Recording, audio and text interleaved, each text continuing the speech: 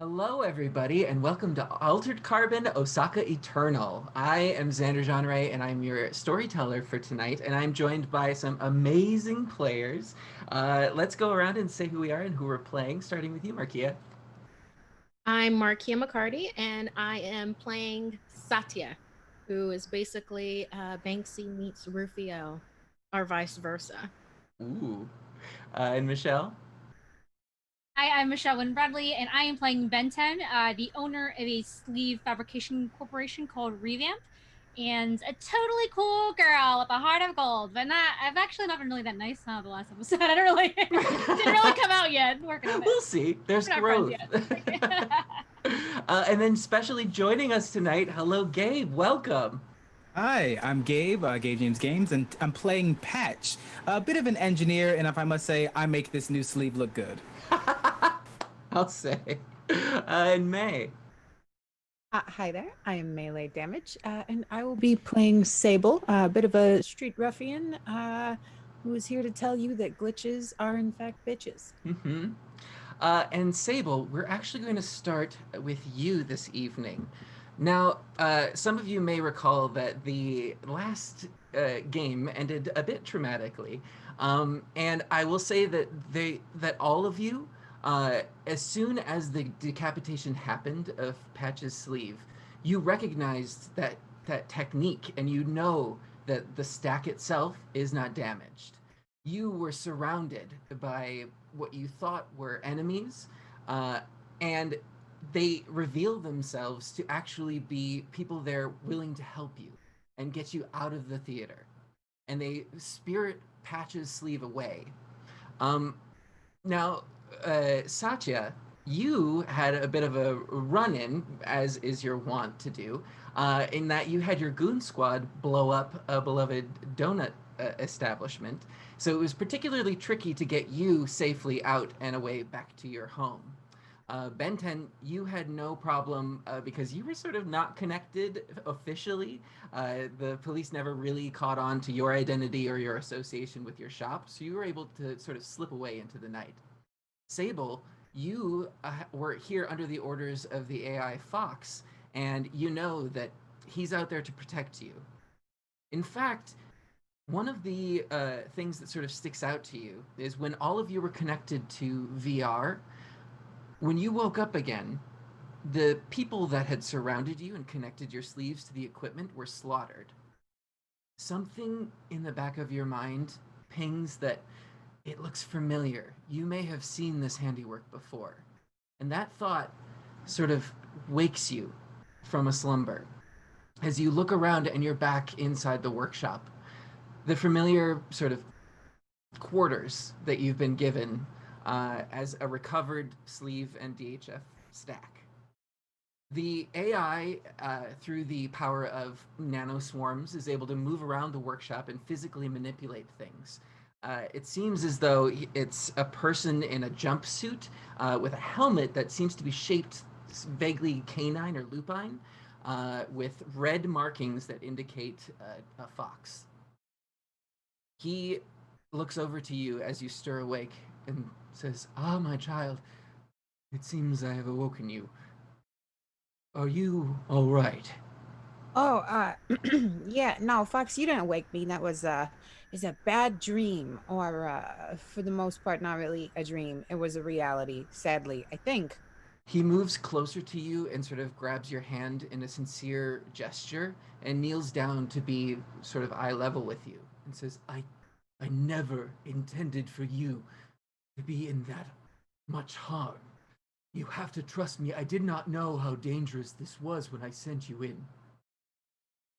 Oh, no, I trust you, Fox. I know. Remember, you're the only one I like. But I yeah, no, I mean, I kind of figured it would be a little dangerous, Fox. I mean, you sent me after an AI who like went missing or was murdered or something. So I mean, like, it didn't start on a happy tale, and I kind of figured that that came with the territory. So you got nothing to feel guilty about. I knew what it was when I walked into it. He sort of drops your hand and looks a bit depressed as he stands up and walks over to what seems like a console appears out of nowhere virtually, and he sort of pulls these articles and things up he pulls up this bounty, and you recognize Satya as someone who is now being pursued. And then he pulls up the report, Anthony Sato, a beloved family member of the Sato clan, brutally murdered um, with sleeve death. And it's making the headlines in the same sort of way that this AI had. He turns around to you with this in the background and says, "I'm afraid it's not over, but I only want you to do this if you feel up to it." Oh, yeah, I'd do anything for you, Fox. Also, that's a great picture of Satya. It is a good picture of Satya. Um, It's like a security cam picture, and it just sees like her with the boot up on a console of an air car in the interior, and she's just screaming, and the whole thing's on fire for some reason. that's like that's some She-Ra shit right there. I love it. You ever see She-Ra, Fox? I know it's old. It's way back in the day. Anyway, uh, Uh, the there was something weird though, Fox. When we woke up, uh there was like people around us. Whoever it was that hooked us up, it kind of like they were gone. They were slaughtered, but it seemed familiar. You know, when you found me and my stack was like, thing we don't talk about. But like, was there something that I should know about that like happened to me that like that might seem familiar? Because it's just kind of nagging at the back of my head. he slowly turns around so that his back is facing you, and you can see that there is actually a tail that comes out of this jumpsuit that looks rather fox-like. And he slowly just sighs and says, "You know, I do what needs to be done to keep you safe. I was close to losing you." I know, and but do you want to tell me what that is? He looks over his shoulder and says, "It's not the time. When you're ready, I will let you in. But I want to preserve your innocence as much as I can." Oh, I appreciate that, Fox. I really do. One of these days you'll tell me. I'll trust you. I'll trust you. And then he pulls up another article that you hadn't seen and doesn't really have to do with the events of the other night. He pulls it up, and it's this large picture of the abandoned Osaka Aquarium. And colloquially, it's called the Shell around town, but nobody really goes down there because it, A, was abandoned, and B, uh, the rumor is that it looks ghostly or haunted, and people just get heebie-jeebies and don't really want to go around there. He pulls up this image and sort of looks at you and says, "I need you to go here. I believe the next steps in finding Yukio may lie within its borders, but it will test you, Sable." Yeah, I'll go for you. I mean, they say it's haunted, but like, I mean, who's scared of like ghost fish? So, I mean, it should be fine. "It should be fine." And he sort of goes back to work. It will be fine, Fox, she says as she walks out the door. It will be fine. Great. So, Patch, you wake up. You look down, and this is always jarring. The hands that you see before you are not the hands that you thought you would see. You look around for a mirror. This isn't right away when you've been resleeved, but it's still taking time to get used to. You're able to find a mirror because you are in your quarters. It's comfortable. It's very traditionally themed. There are a tatami mat floor. You've got your bed, and then this sort of reinforced paper walls, along with a mirror that now your new sleeve is staring back at you. This is interesting, I suppose. Ugh. Honestly, probably look to see if there's like anything to drink and not even just alcohol, just anything to hydrate with kind of like a clammy feeling in my mouth. Yeah, you see, actually, there is sort of a glass vase next to drinking glasses, and it's just full of water. I grab it and then just pour it into the cup and then just down it pretty immediately, almost like dehydrated.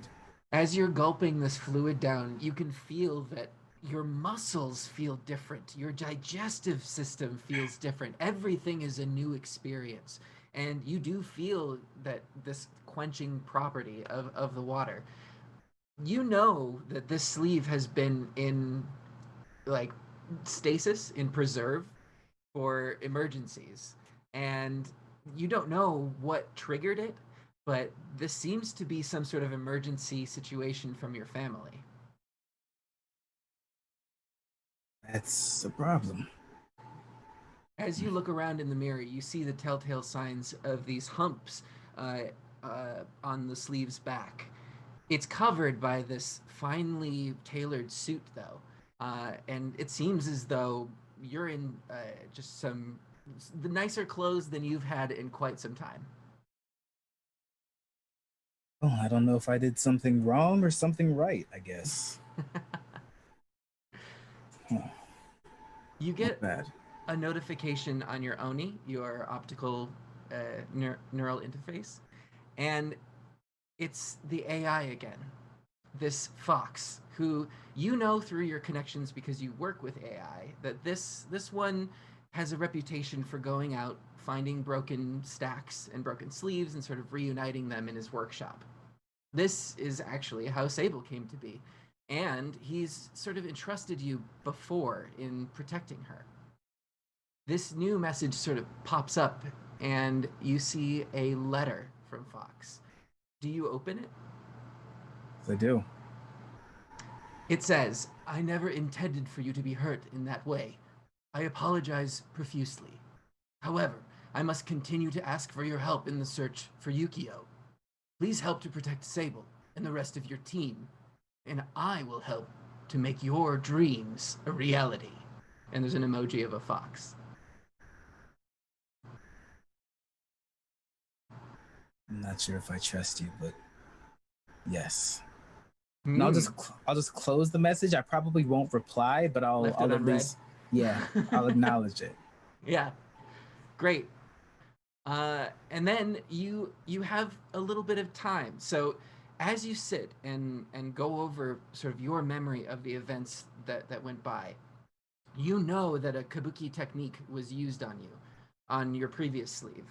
That these actors, for the most part, train in these sleeves to be able to withstand that sleeve death because it is a traumatic thing that happens. You don't have that training. The memories are hazy. The things that you remember are coming in bits and pieces. You don't remember how you left that area of the theater, or how you ended up back in your bed, or even how long you've really been in this sleeve. Where the hell is my visor? You look and you just can't find this special visor that you were working on before. There's a flash of maybe a dire situation, but you can't remember where you left it exactly. All of a sudden, you get a notification coming up again. Fox has seen that you've acknowledged the message and sent over that same image of the shell. And you immediately recognize it as someone who lives in Osaka. I don't like it, but I guess I'll start making my way.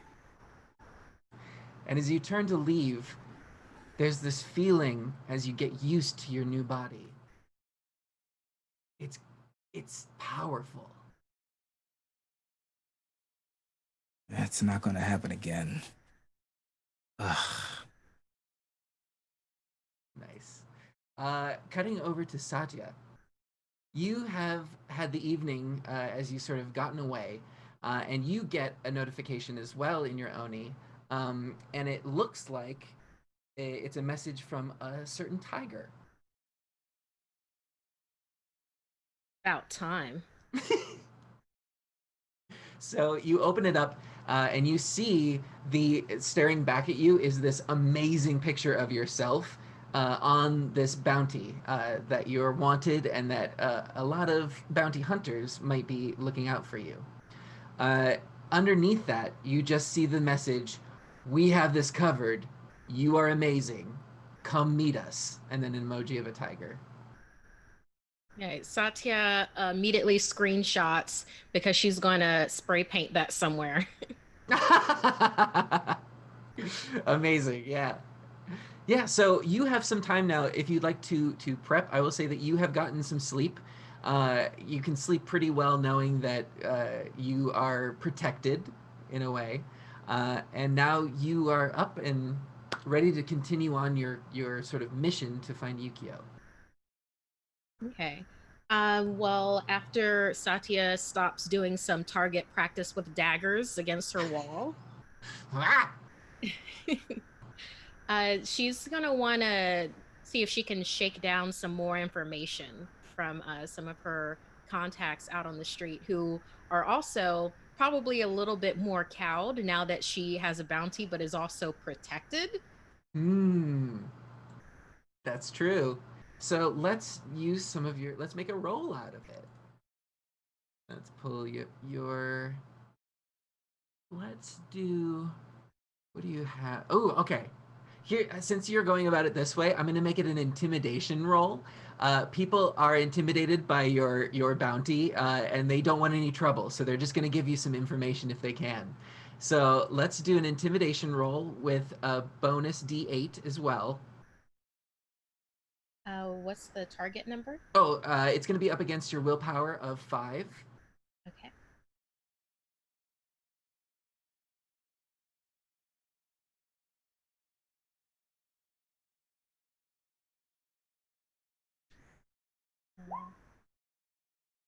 Takes me a second to get to it.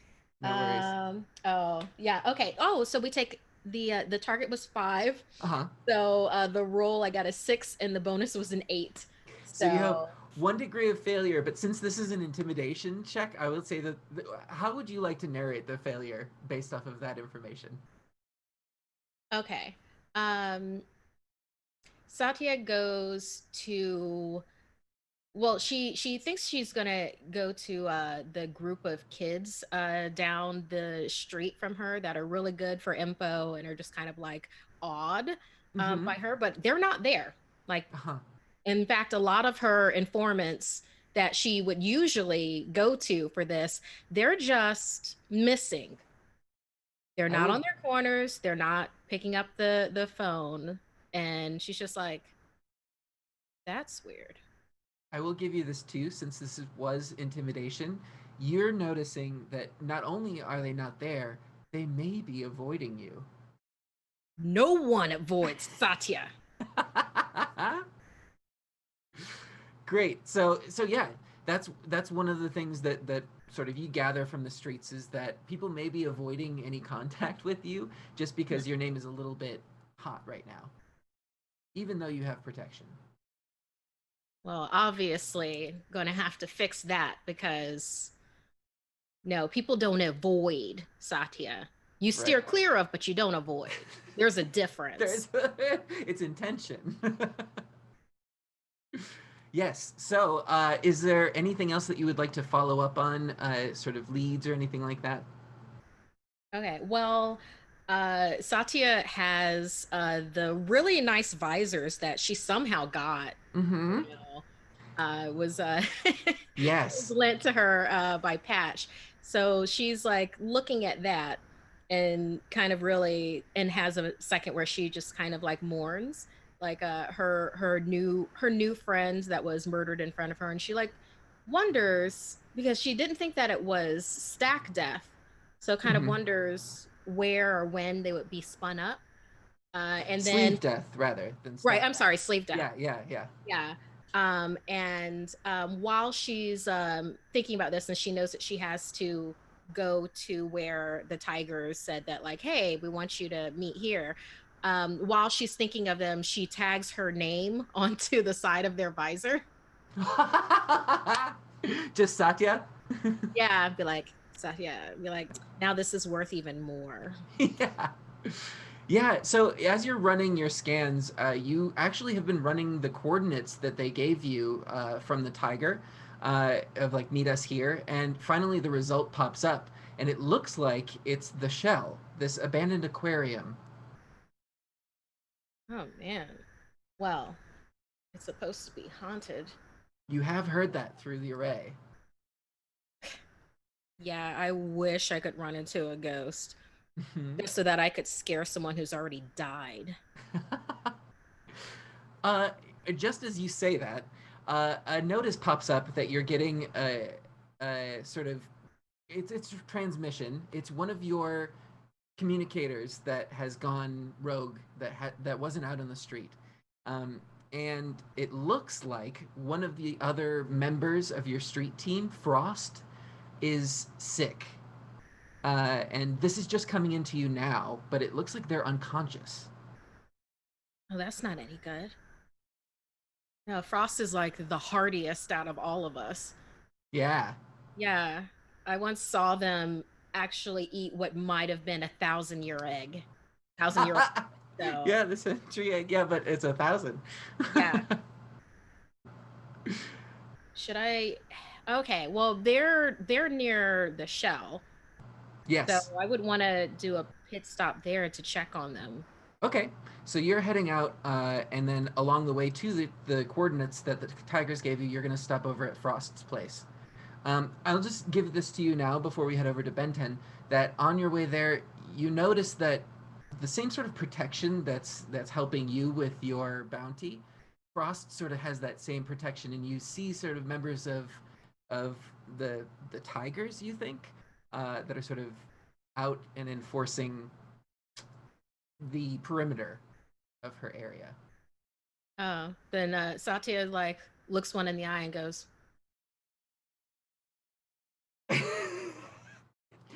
uh, they're just like, "Yeah." very subtle. She's new to this. Yeah, yeah. Okay, and then I will say that you are not able to get in without significant sort of interaction. So, would you like to attempt that or move along? Well, she's gonna see Frost if she's not able to get in to see them. They're Uh, not letting you in. okay. Well then Satya and Frost are tight. She would go in through a secret entrance that they probably didn't know of. Gotcha. So let's have a roll for this. Not that you don't know where it is, but if you get caught or not. Now, I will give you a bonus because of your suit. You've got camouflage. So I'm going to make this a stealth roll for Satya, which is actually a pretty good stat for her. Yeah.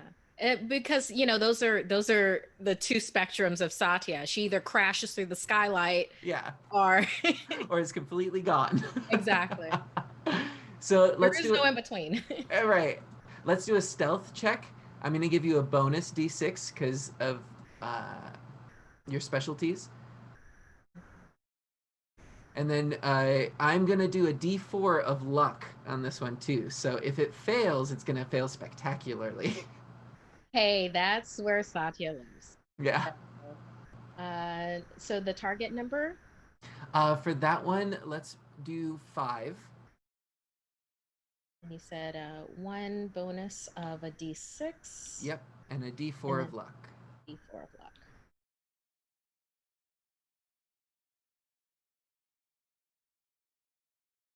Great. And then let me know what you got. Okay, so for stealth, the target is 5. She rolled a 4. The bonus is a 6, and her luck is a 2. Great. So the luck doesn't figure in, and for the bonus, we're going to take the lower, which is the roll. So you have 1 degree of success with this. So would you like to narrate that degree of success? Absolutely. We're going through the vents. Yeah. Okay. So again, this is in the Coyote. This is the lower sort of subway system that's been converted into living areas because the top layer of Osaka is completely flooded over. So you're able to sort of find these pockets of ventilation that people have had to install because they can't really open a window for fresh air. And you managed to make your way through one of these into Frost's sort of room.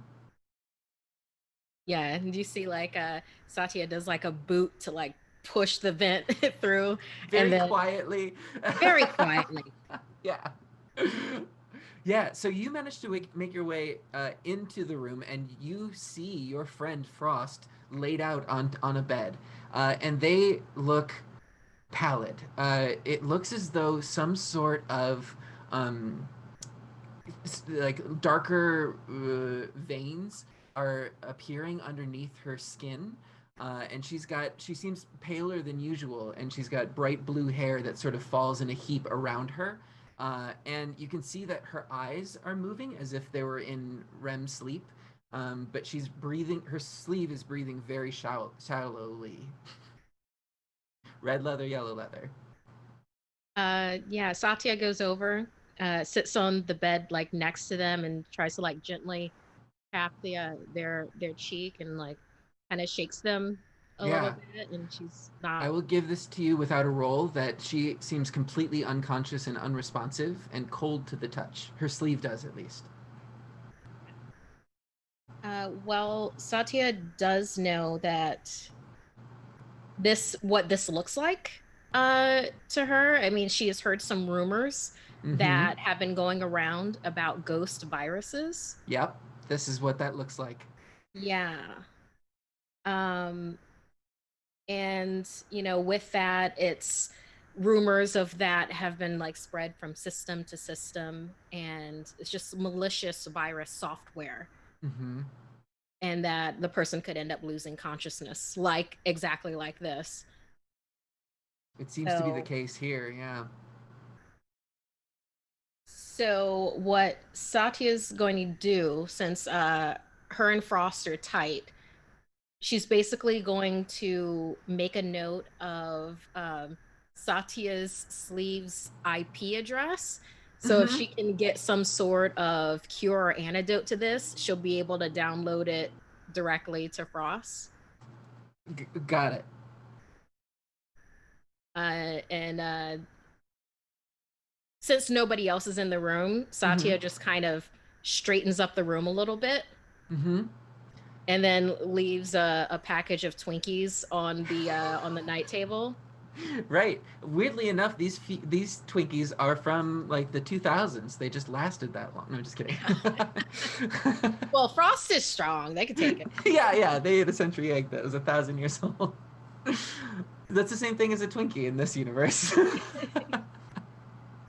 Great. And then you're gonna head out the way that you came in. Yes, All right. And I assume that you're then heading to the show. absolutely. Great. Let's move over to Ben 10 then. Ben 10, you were able to make your way back to the shop revamp over through the cover of night. And again, you've managed to leave sort of relatively unscathed compared to the others, especially. Did I just dip like after Patch Yeah. died? Like what? So as far as you remember, that you saw the decapitation happening, and then swarms of those stagehands seemed to come out of nowhere. You were only fighting like 3 of them, and like a bunch of things happened in rapid succession, and you were whisked away to like the entrance of this theater and sort of unceremoniously shoved out and told to go on your way. Oh. Yeah. So this is the only time that's passes between the fight and me being outside. Is that correct? Well, so Or I'm back in my store. if you'd like to, some time could have passed, and it's the next day. Okay. You were able to get a restful sleep, or as restful as you'd like, considering. Okay. And yeah, you can wake up. I haven't asked you. Do you live like attached to your shop, or is it a separate area? Because I know you have your office there. I feel like I hate walking. It's really stupid and like overrated. So I believe that I have a really top secret elevator that goes from my office like down into like the B20 level, and that's where my glorious condo is, and it's really nice. There's a pool. I have a shark tank. Wow. I've got like Wow. a couple of gerbils. I've got a full Okay. staff, but like they're very trustworthy. It's really cool. Okay. Well, I will tell you, as you took the elevator down, and you're waking up in this glorious pad. I will give you that you have a mural of a shark tank on your wall, but it is holographic and does sort of provide that shimmering effect that like an aquarium would over your Yes. apartment. Actually, I really like retro technology, so it's just a shark lenticular. Like when you move your eyes, it moves. So yeah, it's cool. It's really retro. Like not a lot of people know what that is. It's a series of like slats that you just move around. Fantastic. So yeah, you were able to get some sleep in your own bed that night, and you wake up and your mind is racing. There are so many different sort of groups that are involved. You don't know if you necessarily want to be involved with that, but you know that there is some definite big things happening.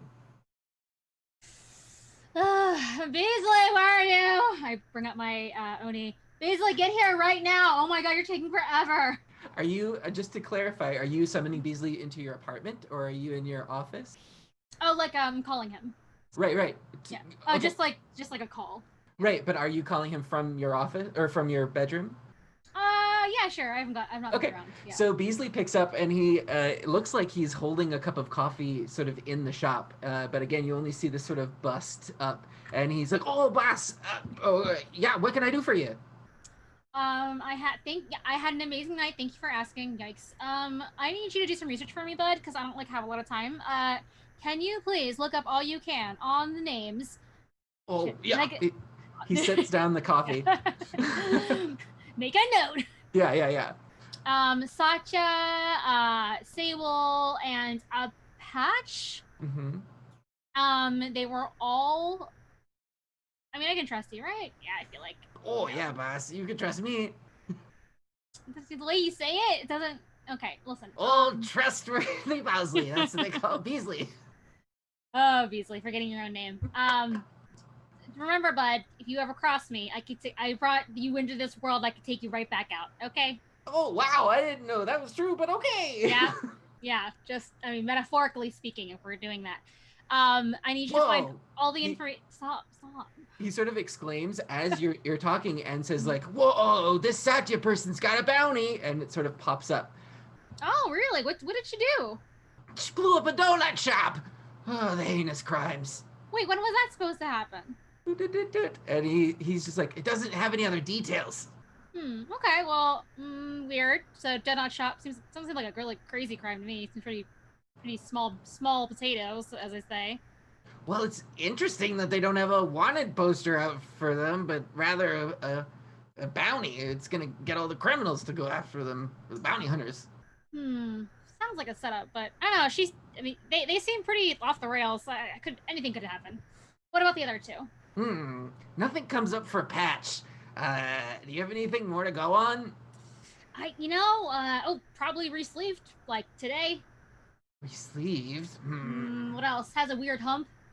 Dresses really unfashionably. Any hobbies or places? Oh, he worked. He totally worked at the Kabuki theater. Oh, and he starts going. In love with an android named Yukio. Ooh, hot goss right there. And he pulls up and he's like, I don't see anything on Patch. There's this Anthony guy though, and he pulls it up and you see Anthony Sato, re-sleeved, or rather you see Sleeve Death, and it's sort of the newspaper article that pops up. Okay, that's my my humpback boy. What do they say? Do you know his whereabouts right now? Do we have that? It just looks like he's in recovery. Okay, all right. Well, at least he's getting sleeved up. That's good. What about Sable? Not much on the Sable character. Anything else? Does she work at the theater too? No. Oh. Wait, I'm trying to remember what I know, my character knows. Yeah. No, I mean she seemed like pretty cool, mysterious. So I don't know. All right. Well, with these clues 3 that I have 2, really. Yeah. I feel like I need to help these kids out. That was a rough little night we had. Have you heard anything else about this android Yukio or what's going on with the Kabuki theater? Well, the AI Yukio we talked about it. It was missing. Did you find her? No, we didn't find her, but it seems like a lot of people are looking for her. There's something weird going on. It doesn't seem like anybody else claimed her either. Sorry, boss. No, it's okay. I don't really know what I expected. I could just. He's Google it starting to myself. cry. He's like, I just want to do Hey, great no. things. No crying in the shop. We have totally had this conversation. No I'm crying sorry. no crying. There's no crying in the store. Go in the back and cry. This is out of control. And he sort of closes the call as he starts to gather himself. This is rough. I don't know. I know what like I want to do, but I'm not sure like that. Okay. Yeah. What would you like to do? I'm gonna go hunting. So Great. I'm gonna put on my best hunting clothes. What does that look like? They're basically like digital safari clothes. They've got a We're just helmet. inventing fashions here. Digital yeah. safari. Yeah, dog. That's what we're doing. Yeah. I want to see if I can locate Patriot. Oh, great. Okay. I'm going to make a roll out of this. Okay. Let's do I don't want to really do diplomacy because it's not the best score for Ben 10. Maybe let's do intelligence cultures because you are specifically looking for Patriot, who is a part of the Seppuku Tigers. So yes. Under intelligence, let's roll for cultures, which is your D8. Ooh, very nice. All right, what's my target? Is it 3? Let's make it a 3. Okay. You know that they're a little bit hard to get a hold of. And then I'll give you a bonus because they've contacted you in the past, so another D8. But no luck for this one. What? Bonus D8. Okay. I need to see this thing. It's hard to use. Okay. Yeah. Oh, I aced it. I got a 1 and a 7. Nice. Oh, great. Okay, so yes, with this, you've rolled the 1, which is the lowest possible, which is an ace in this case. So you have 2 degrees of success, but also the properties of an ace. So I will say that you are able to pull up Patriot's information, and you're able to get a hold of him if you'd like to.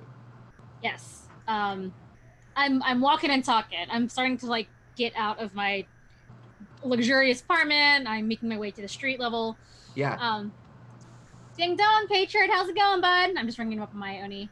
Yep, so up pops again this bust of some of your best work from the shop. He's got this tattoo body mod of a skull with 2 sort of holes here for the nostrils. And even as he's walking along and surprised by your call, he has been taking a drag from this, what seems like an e-cigarette. And the startled vape sort of puffs out of these 2 nostril holes as he's like, oh, Benten, what can I do for you? Hey, bud, how's it hanging? Never mind, don't care. Listen, I need some info. I'm looking for some new friends of mine that have gone missing. A little worried about them. Do you happen to know anything about Anthony Sato getting a new sleeve today? Oh, well, hold on. Let me think. Noise. He says as he sort of yells off screen, and you hear the click clacking of some buttons being pressed or something, and then he pulls up something and he's looking. Yeah, this Sato kid. It's a pretty well-up family over at the Kabuki Theater. They sort of take care of it. So, oh yeah, here in the news, he got decapitated. Yeah, it was pretty gross, but story for another time. Well, it seems like he's in recovery. It's got to be nice to have a wealthy family like that looking out for you. What do we know about his family besides that they take care of the place? Are they part of the Yakuza? I wouldn't say they were part of the Yakuza, but they have their own sort of rituals. It's very secretive. All right. Well, listen, I've been looking for this missing AI from the Kabuki Theater. Her name is Yukio. Yeah. So you are in. I thought you didn't want to get involved with the Tigers. I'm not getting involved with you. I'm getting involved with the situation, which is bigger than just you. All right. I'm so glad that you've decided to come on board because really we could use someone like you. Oh my god. But I gotta tell you, there's a little bit of a test that you gotta go through. I'm not doing that. Ooh, I'm afraid I'm gonna have to insist. But meet me. How about that? Why don't you come pick me up? This is out of what? What? And he closes out the call, and Mm. you have the coordinates sent over to you, and it looks like it leads over to the shell, the abandoned aquarium, and it also has the tiger emoji. Emojis are so like 10 years ago. I can't believe we're still using those. So dumb. Okay, whatever. I just like call. I just take my private whatever hover car and go. Yeah, yeah. Okay, so this is opening up to everybody. You're approaching the shell from different areas. Sable, you arrive first. You come up close. This is out of the city proper. You've had to walk for some time to get out here, or skateboard or scooter, however you sort of get along. But this is no longer within like the proper city. Um, and as you approach, you do feel this sense of foreboding. It is darker out, and as you approach this, there seems to be some sort of field that does make the atmosphere a little bit darker around you. Just then, Satya shows up. Satya, can you tell us how Sable sees you arriving? Oh, I think you're muted. Right. You see that Satya has taken a private car again. This time she's left the window down. As she's getting closer to the shell, you see she opens the door before the car it comes to a stop. It does a tuck and So roll. then it just kind of like emergency starts to stop because that's like a feature of the cars. Mm-hmm. And yeah, she totally does a roll out of the car for no freaking reason, but she sees that Sable's there, so she's gonna make an entrance. She does that, brushes off her jacket that has like really big shoulders on it. And then as she takes off the visor that she got from Patch that has Satya on one side, and then as she's walking up to Sable, she's like nonchalantly putting Patch on the other side of the visors. Sable just takes out a little notepad out of her pocket and writes a 10 on it and turns it towards you.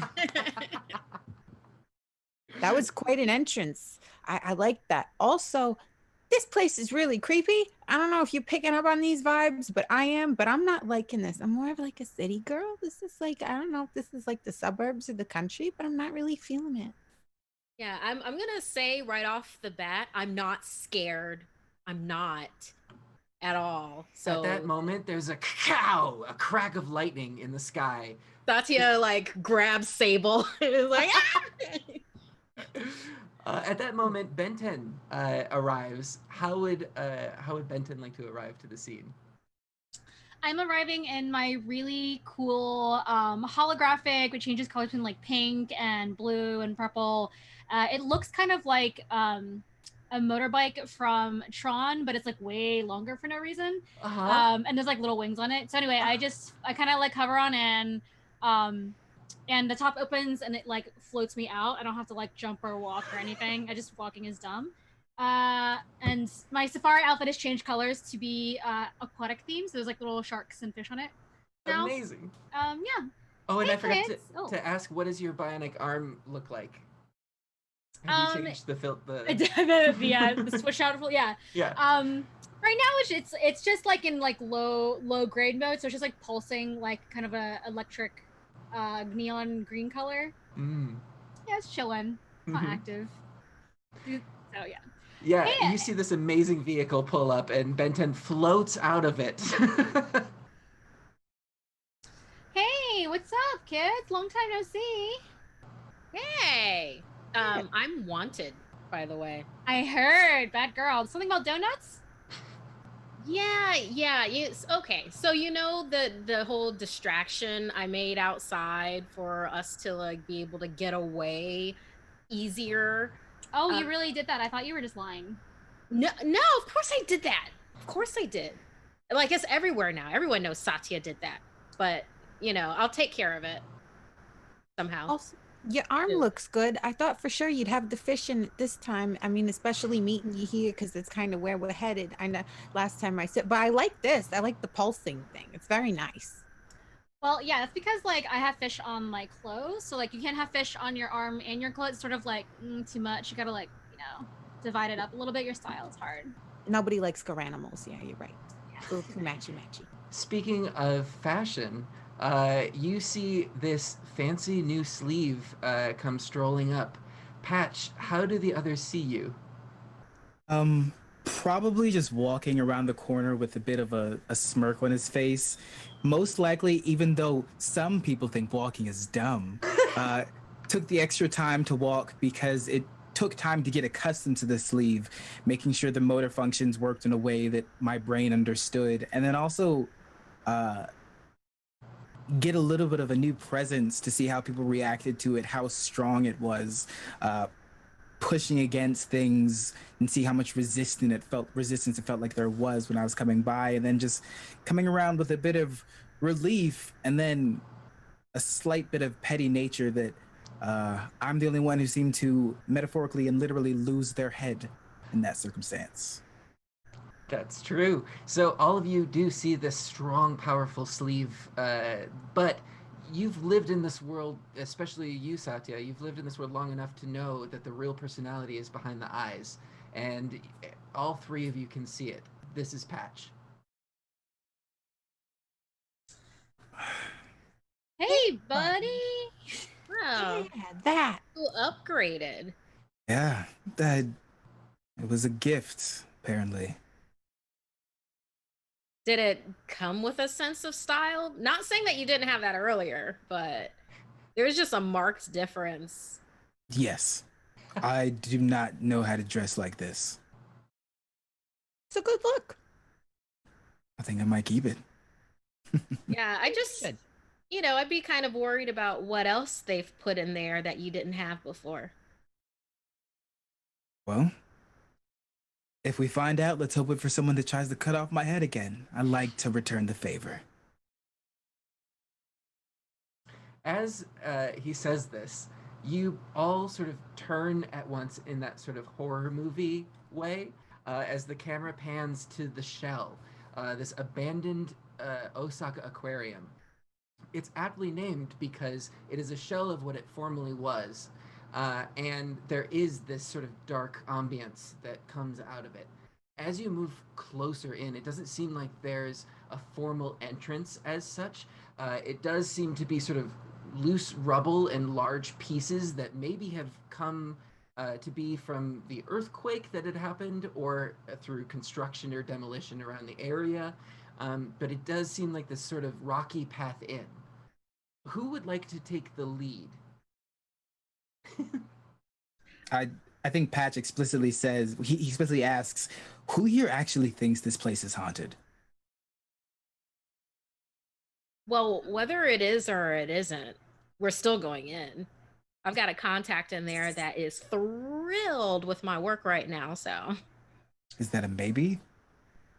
I would personally love to see a ghost because there's not a lot like I haven't seen, and if I see a ghost, that sounds like something marketable to me.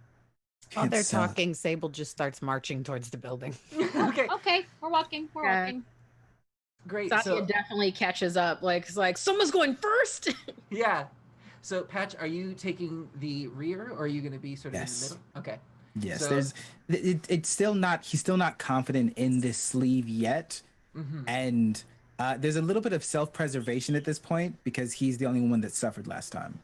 That's true. That's true. Sable, I would like you to make a detection check for me, please. It's under your perception. Right. You've got a D10. I'm gonna give you a bonus D10. What's the target number? I'm gonna make your target number 4 Sweet. and 1 bonus D10, and no luck for this one. Here goes luck none. I have lost the chat. What does it say? Oh, okay. Bonus 1. Yep. So you aced this. You got a roll of 2 and a bonus of 1. So we're going to take the lower. And so you start looking around and you march right into this area. And as you come in, you can see that even though it is sort of destroyed, the remnants of the aquarium still does give that like ethereal feel. It seems as though even though there seems to be moon and starlight coming through, it's filtered through some sort of waves that don't exist. The water is not there, but there's this shimmer all over these building materials that gives the impression that you're underwater. Sable, looking closely, you swear that one of these sort of shifts in light was a face that seemed to be screaming, and then it fades from your view. She walks in and is like, oh, this is so magical. Like, guys, like, I don't know why we didn't go. What was that? What was what? What was what? It was a face. There was a face. No, it was a thing. And like then a people face, like a person face, or like I don't know. I think it was like a person face. I hope it wasn't a person face. If attached to a person. I think so. Did it talk or just kind of? No, it just did this. Okay. All right. It did, So in fact, do that. I'm gonna say that I do believe this place is haunted. I just want to put that on the table. Yep. And then, yeah, while everybody's there, and we just saw this. Well, Sable just saw this face. Satya is like, "This is probably a really bad time to bring up the ghost virus." Ooh, what's that? There is a ghost virus, and it's rumored to exist, and it goes from system to system. It will infect you. It literally infects your stack. And one of the things, if you're lucky, that happens with it is that you lose consciousness. Why didn't this come up when I said haunted? Well, I mean, it doesn't seem like a teen turns you into a real ghost, though. It just seems like it turns your stack off, which is bad enough, don't you think? Yeah, but it's not a ghost. It's not an actual supernatural. I mean, we never. It's more than likely. You were okay with it when you thought it was something that you couldn't control, but now that there is a plausible reason for it, it's less interesting? I'm a practical girl. I don't know what to say. That's fair enough. Some people never change. All right. Fair enough. Patch, I would like you to do a perception check for me as well. All right. With detection. So it's going to be your D10. Got it. Versus, I'll give you 4 on this as well. Okay. With a 1 luck of D10 and 1 bonus of D10 and no luck. All right. Got it.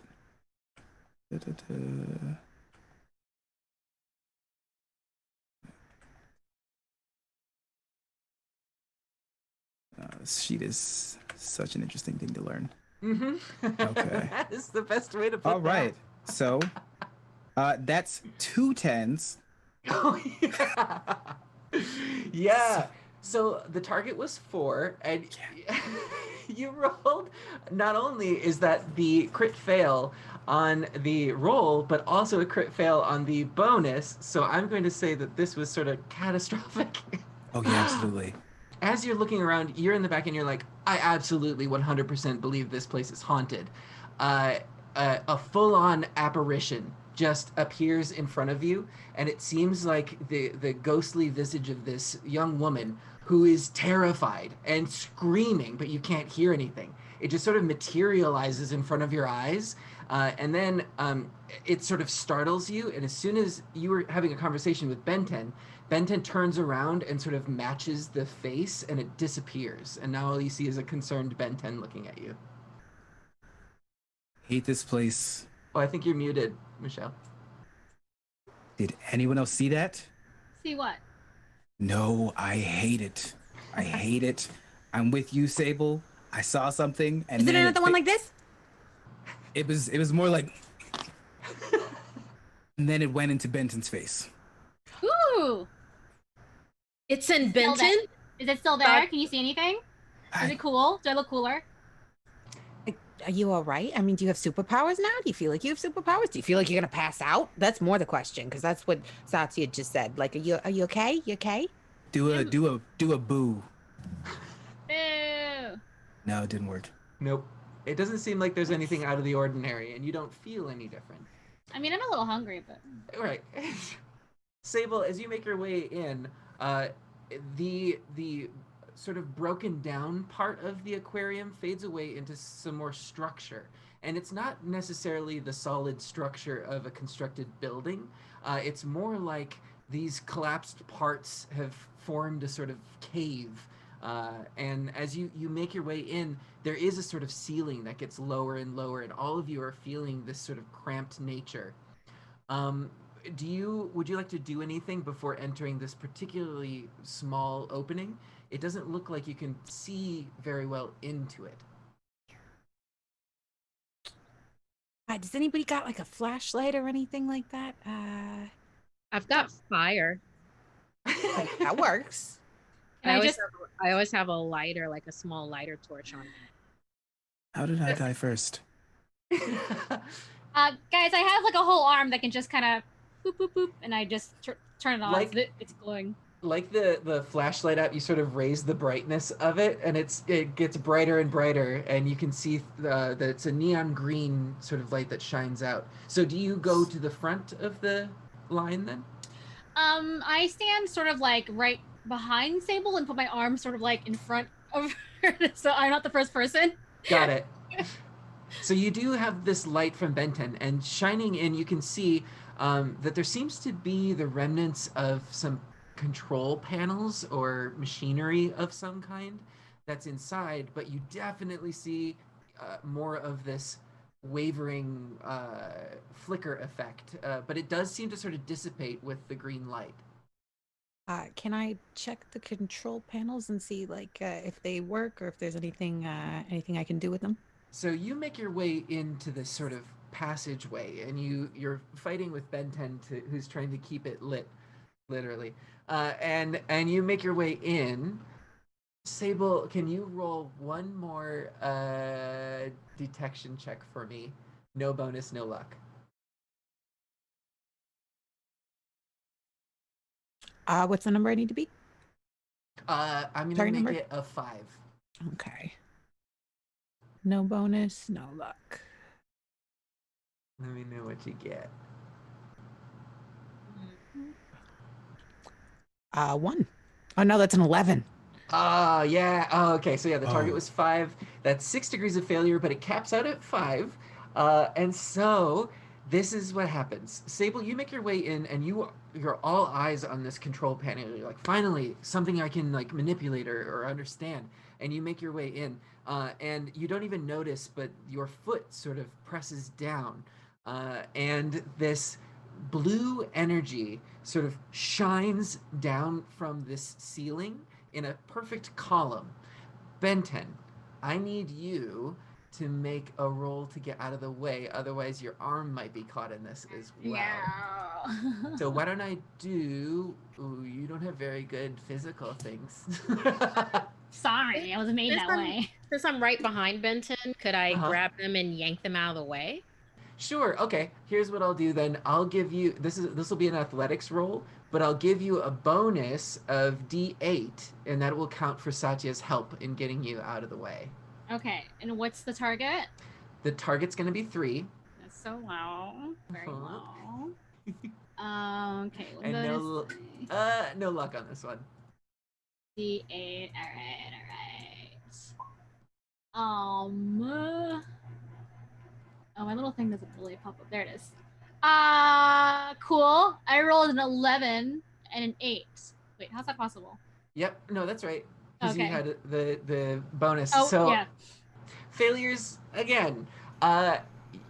Sable, for you had just a moment of looking at this control, and then this column of light comes down, and as far as you can tell, everything goes black. Ben 10, you see this column of light come down, and your arm sort of gets caught in the blast of it, and as soon as it there's this loud like "Bwah!" and as soon as it cuts off, Sable falls unconscious, and you can see that the light in your arm starts slowly changing into this weird purple. You see it's at the base, like where your wrist is, and it seems to be sort of creeping out. Oh, hey, Sable, hey, Sable, you cool? You cool? I kind of like push her with my toe. Satya and Patch, from behind, you saw this bright light coming through this opening, and you hear that happening from Benten. And Satya, you managed to grab her sort of out of the way, but it wasn't quite quick enough. Okay. Well, I am going to pull out my multi-tool, which I Uh-huh. don't believe that we've established. I've got two of them. Yes. Well, technically three because I've got Patch's detection visor. Yeah. I'm it's a hack and jack where it's like I use it for a variety of things, like ATM machines, for instance, Various, yeah. or just like people's safes, you know, that kind of a thing Uh-huh. when Low I'm in the level mood crime. to. So I'm going to use this on Benton's arm Okay. to see if I can, because what it looks like is that their arm is being taken over by some type of perhaps virus, some sort of shutdown program. It So sure I'm does going to look try that to way. counteract that Got it. Okay. with Okay. brute force. So you're using brute force and this tool. Let's give it to you with. Oh gosh. Oh Well, no. because I've got a security protocol. I don't know if that comes in here. It's a check to detect security systems. I've I would got. say you've handily detected sort of what is happening here. Okay. But I will give you a data engineering role since that's your best stat in Acuity. To account for the tool, are you going to put um, both of the bonuses into that skill? Because you could do like 1 and 1.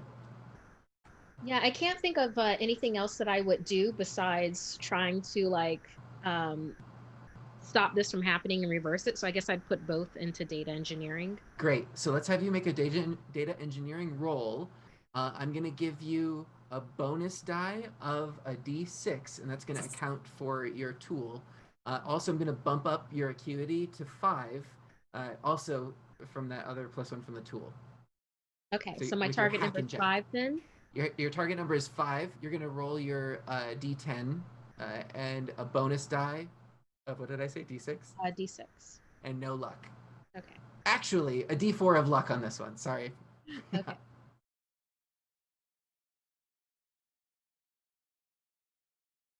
My poor arm. Yeah. Every miniseries. Just missed it. My lowest roll is a bonus of 6 and the target is 5. So there's 1 degree of failure, and here's what I will give you. So Satya pulls out this hack and jack. What does it look like, this tool? Okay, it literally looks like something that you can attach to the like a gauntlet, like you could like a half gauntlet that you can attach to your arm, Like a and Nintendo you Power pull Glove, out. or Well, it's just like a gauntlet like this, like oh, a bracer type of thing. Okay. yeah, and then you pull out these different jacks that you can use on each side. So it looks like it's an accessory, but it's not. It's a hack and jack. Okay, so you're physically plugging in. Yeah, so it'd be like this and then into their arm. Okay, so I will tell you what is happening. Benten, you look down and Satya pulls out this tool and sort of plugs in to your arm. This is a weird thing that's happening with your arm, and you live in like bio sleeve mechanics and things like that. Like you are all about modification. You've never seen something like this happen before. As soon as Satya sort of hooks up to your arm and begins this sort of procedure, you can see this purple leave the light of your arm, and it slowly returns to green, and both of you watch as it goes through the wires and into Satya. Oh no. Satya, I'm gonna have to make you make a check. Now you do have some things that are gonna protect you here. Yeah, under your equipment, I believe. Nope. You've got a firewall under sleeve biometrics. So this is going to help protect you, but there's a chance that you might be infected here with the virus as well. So I'm going to let you use the bonus from the hack and jack, but we're going to make another data engineering roll with no bonus and a d4 of luck. Okay. Also with my sleeve biometrics, I know that this is like after the Uh-huh. roll Uh-huh. already, but plugging into a terminal directly will grant digital networking, data analysis, or data engineering +2. Yep. So I'm going to grant you that in the acuity. So I'm going to make that a 5 as your target number. So it would be 3 plus the 2 is 5. And then I'm going to give you a data engineering roll and then a luck of D4. So no bonus dice? No bonus dice. This is a rough scenario. I Yeah. got you. We'll see. Yay! Yay! Great. Rolled after the Oh, I think you cut out a little bit. Oh, data. I rolled a 5. Uh-huh. Luck was fail. It's so the target was 5. Nice. The target was 5 and you rolled a 5, so it's a wash, and the luck only comes into play if it would be an ace or a catastrophic failure. Is there any way that I can get competency points? Sorry? Oh no, is something. Oh, no, you're back. It fixed. Oh no. Okay. You're I'm back. back. All right. With I was just thinking with like Outbreak Undead, we have competency points so that we can like add a couple of things. Is there anything like that in? Yes, there is. You have one leftover stack point on your character sheet, and Okay. what I'll let you do is I'll let you spend that stack point, and I will bump up. I'm going to be generous. I'm going to bump up your whole acuity score to 40. Okay. If you want to do that now in this scenario. Now I will tell you Let's- Oh. I will tell you that it was a wash, so you didn't fail for that roll. Okay. I'll go ahead and bump up my acuity because it seems like as I play, I've been using my data engineering or my digi networking more than we thought that I would. So, yeah, So- totally do that. Does that give me 1 degree of success?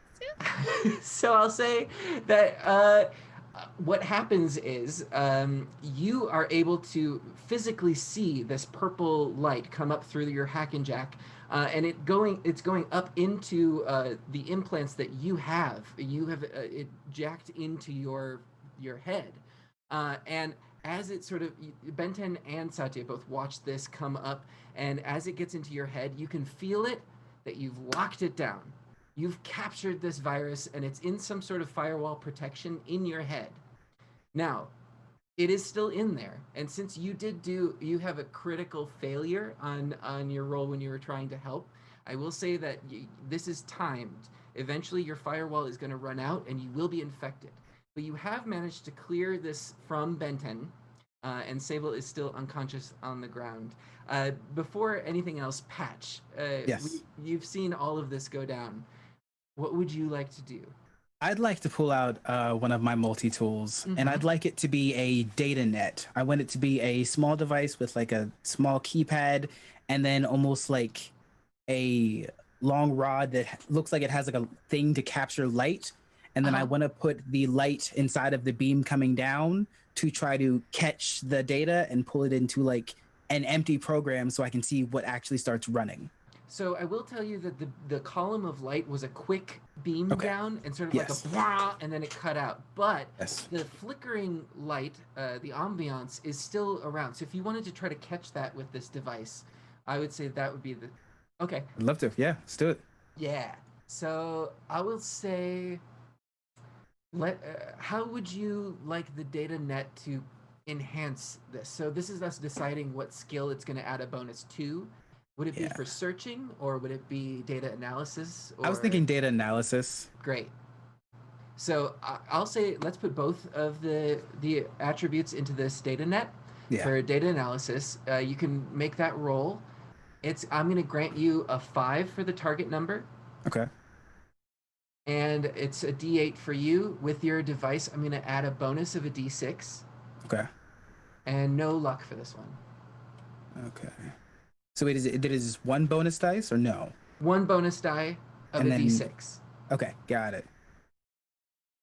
Okay. Fingers crossed. Yeah. Target of 5, roll 5, bonus 3. Great. So with your bonus of 3, you have 2 degrees of success. As you sort of pull out this meter, it's got this long antenna that sort of absorbs, you think, one of these flashes of light. What you thought were flickers of like water, it seems like these are holograms of some kind that are carrying data. As you absorb one into your machine, you get this readout on your Oni, and it looks like it's a if you didn't know any better, it's a damaged DHF stack. But just a piece of it. It's not a full personality. So it looks like Sable might have a piece of a stack inside of her. And maybe there's a piece of one inside of your arm, Benton? I feel like Satya took. Yeah. Satya has taken it out. Are you going to disconnect? Yes. So Satya, it seems like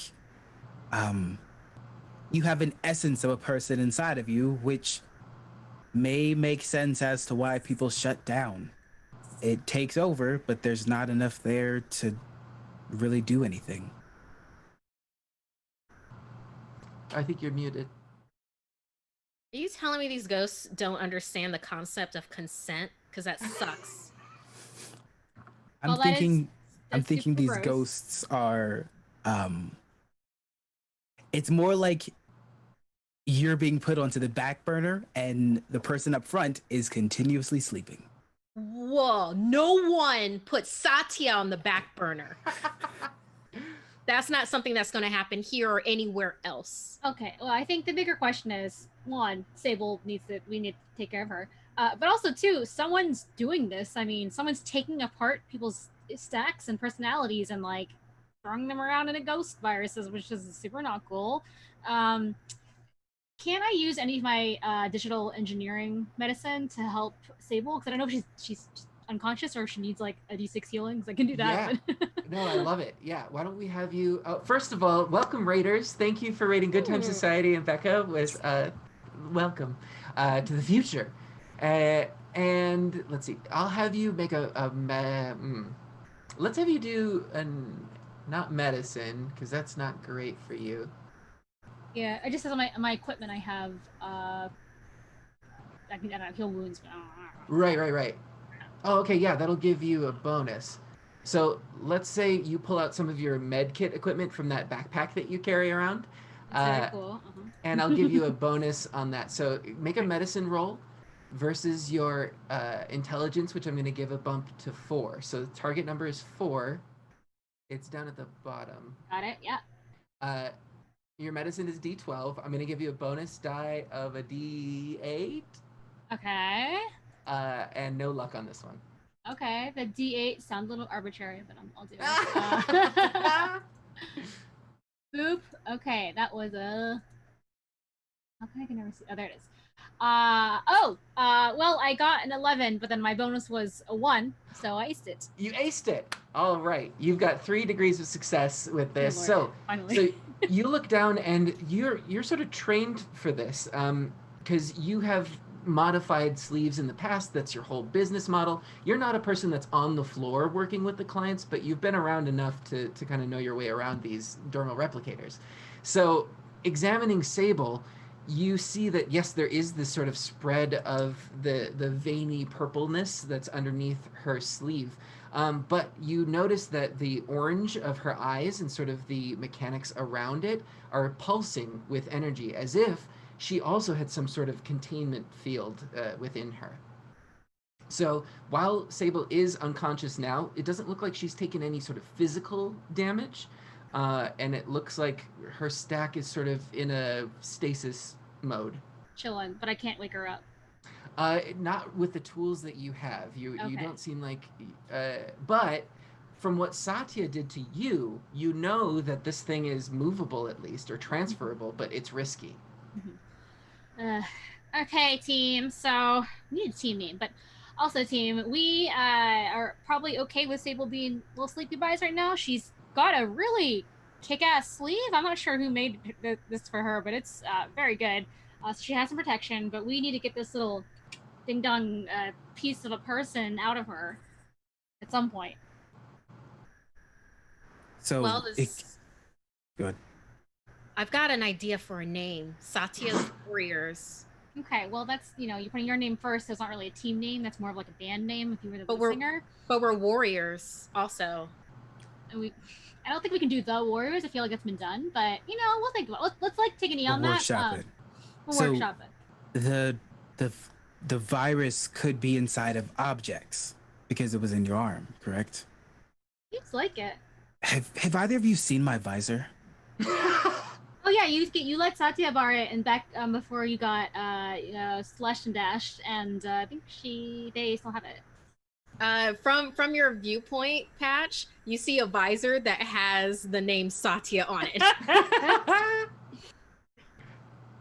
Well, with the visors in general, it would just be a detection thing, which I don't know if that would really help us right now. While she's saying that, Satya puts the visor down to look around the space. She's looking if the thought process here is if there's some way, since she was able to funnel it to basically siphon it out of the arm into her own wear, if there's something around, maybe the control panel or something where could utilize siphoning it out of Sable into something else that's not one of us. So would you like to maybe use your hack and jack to connect Sable to one of these consoles? I could. Okay. So I'll have you're able to do that for sure. And yeah, everything seems to be hooked up okay. Okay, so Satya's gonna take the hack and jack off since it's connected between the two of them. He doesn't need to have her in there also, and is gonna try to siphon the ghost out of Sable into the control panel. So are you using your own sort of network to control this, or are you using the control panel? I can use my own network to control it because I want the bonus of the +2 for being connected into a terminal. I see. Sorry to meta that. It's all good. Okay. Yeah, all right. So let's see. Satya, we'll have you do a data engineering roll with your new acuity score of 4. So that'll be your target. And since the visor is for perception and detection, I'm going to say I'll give that a D8 because you're sort of using it in a weird way to perceive a solution.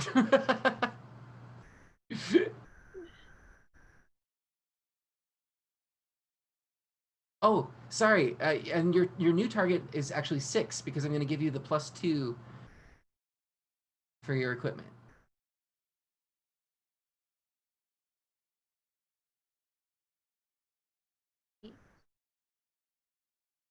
Okay.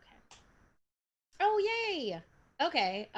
For the target 6, I rolled a bonus die of 4. Thank goodness, because the other one was a 7, and that would have sucked. Right. Double infection.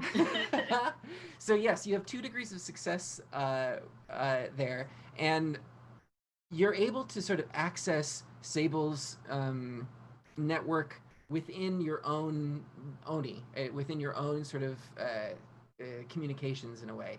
And as you're working, you're sort of parsing this data, this corrupt virus data from Sable's, and where you would expect a lot of it to be blended together or taken over, it seems that there's some sort of protection that's already in place that Sable has innately enacted.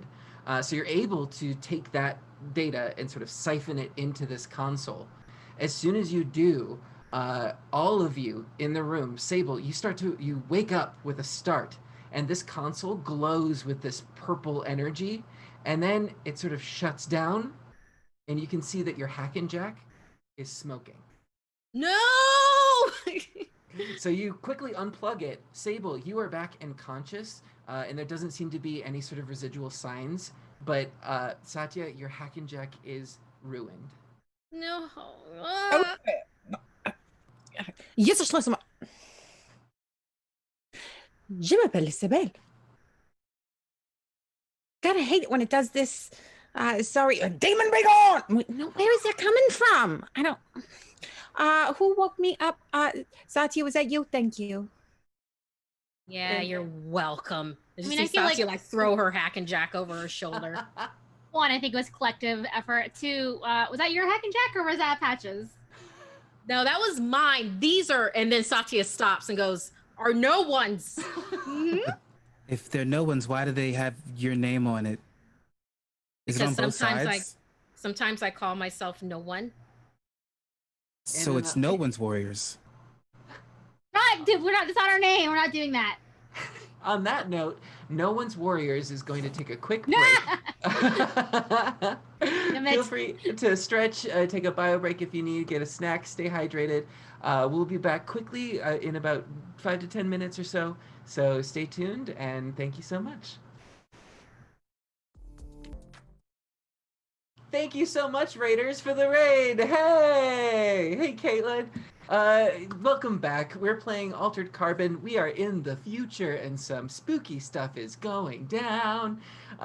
We find our heroes in the abandoned aquarium of Osaka, and it's colloquially known as the Shell.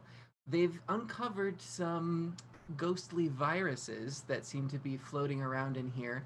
And recently, Sable has come back to consciousness. It seems as though you have every instance of the virus contained in some way. For that control panel that Satya has sort of siphoned it into, has completely shut down and has gone dark.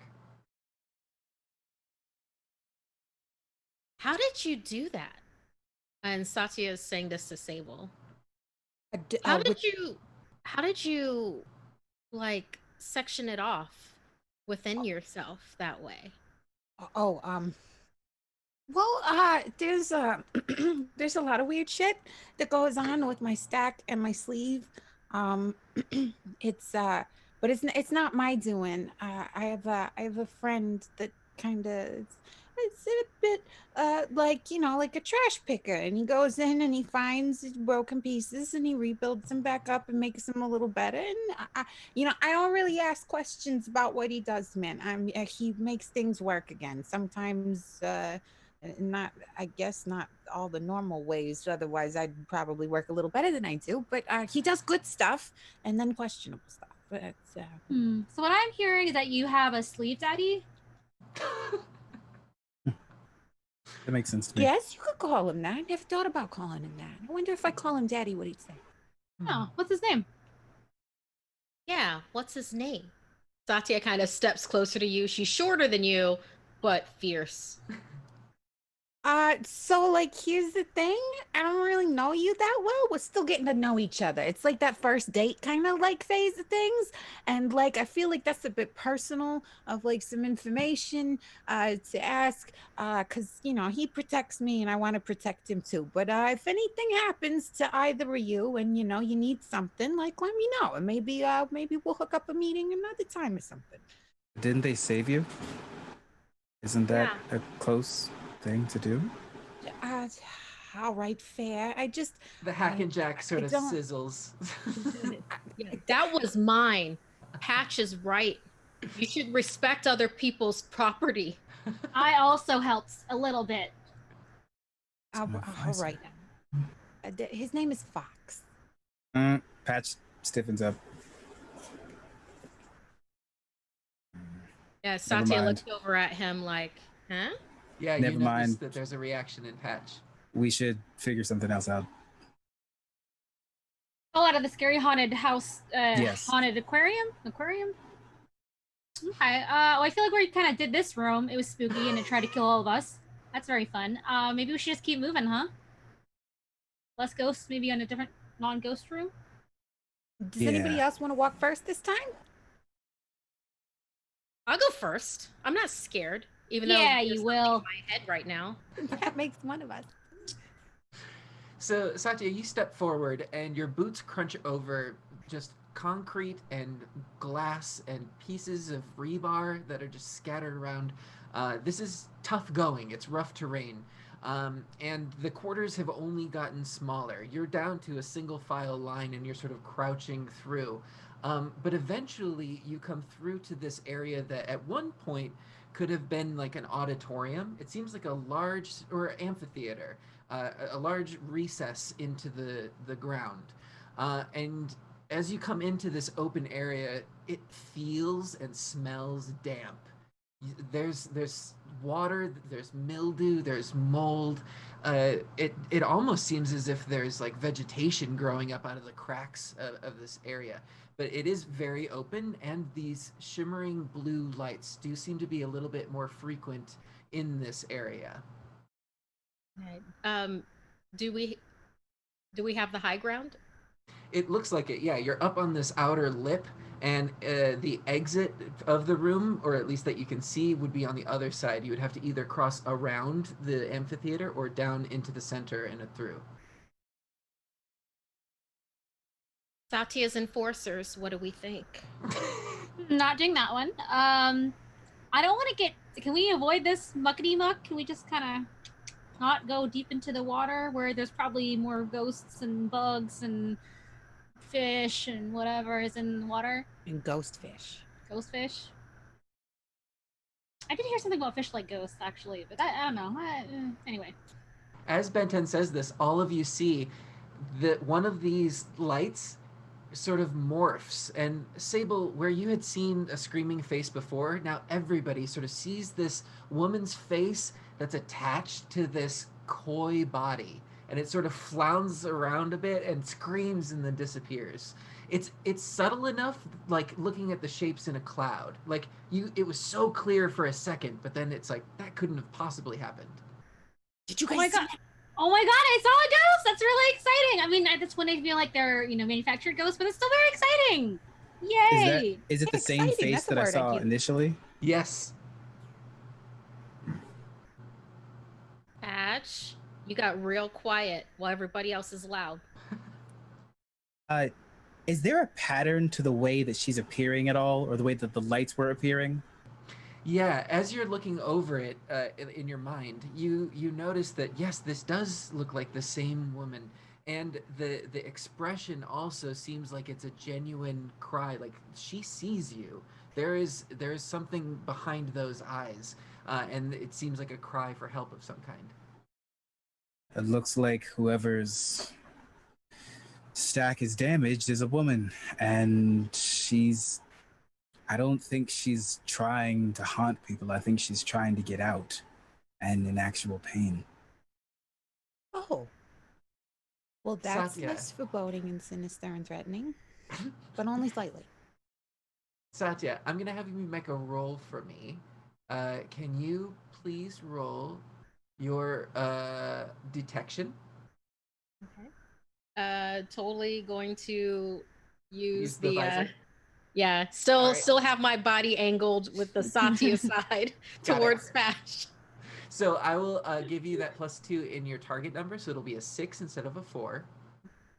And you're gonna roll your detection of D8 and add a bonus of D8 as well.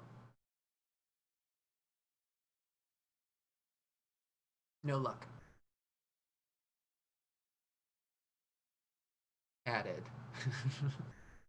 Ooh, yeah. Target was 6. I rolled an 8 and a 7. Okay, so that's just 1 degree of failure. For this, it was just to notice something specific, so I'm just going to say you don't make that connection, and we'll keep Yeah, going. Satya is like looking down at like the swampy like muck, and is trying to weigh the plus of like the cred that she'd get if she just like waded straight through when no one else wants to, and then also, but she really likes her boots. Right. So that's what she's thinking of. So she does not notice anything. Gotcha. Sable, as you're sort of taking all of this in, and Benton poses the question how to get around, you also take a look towards the center of the auditorium and maybe decide to go along the edge as well. So you sort of look over and see that this plant life has sort of grown up between the edge of where this staircase is and this cracked wall. And as you look closer, it almost seems like there is light emitting from some of these cracks as you move along. Hey guys, there's light coming from these plants over here. There's a crack in something. It might be leading to another room, or maybe there's something underneath it. Maybe it's our stack. I don't know, but there's light and a crack. But it's that way. Can I go over and punch the wall with my cyber arm? Yeah, you can. Hey. So Ben 10 just like strolls over and winds up and takes a punch. I'm gonna say that it's a wall, so you definitely hit it. Let's see what happens. Go ahead and make an athletics roll, and I'm gonna give you a bonus D6 for your arm. Okay. Target And- is Oh, so let's make your target 4. okay. It's a wall, so. Well, yeah. Come on. Okay. Bonus is D6. And then for luck, let's do a D4 of luck as well, just to spice it up. Okay. I rolled an ace. Very good. Luck 3. Bonus was 6. Gotcha.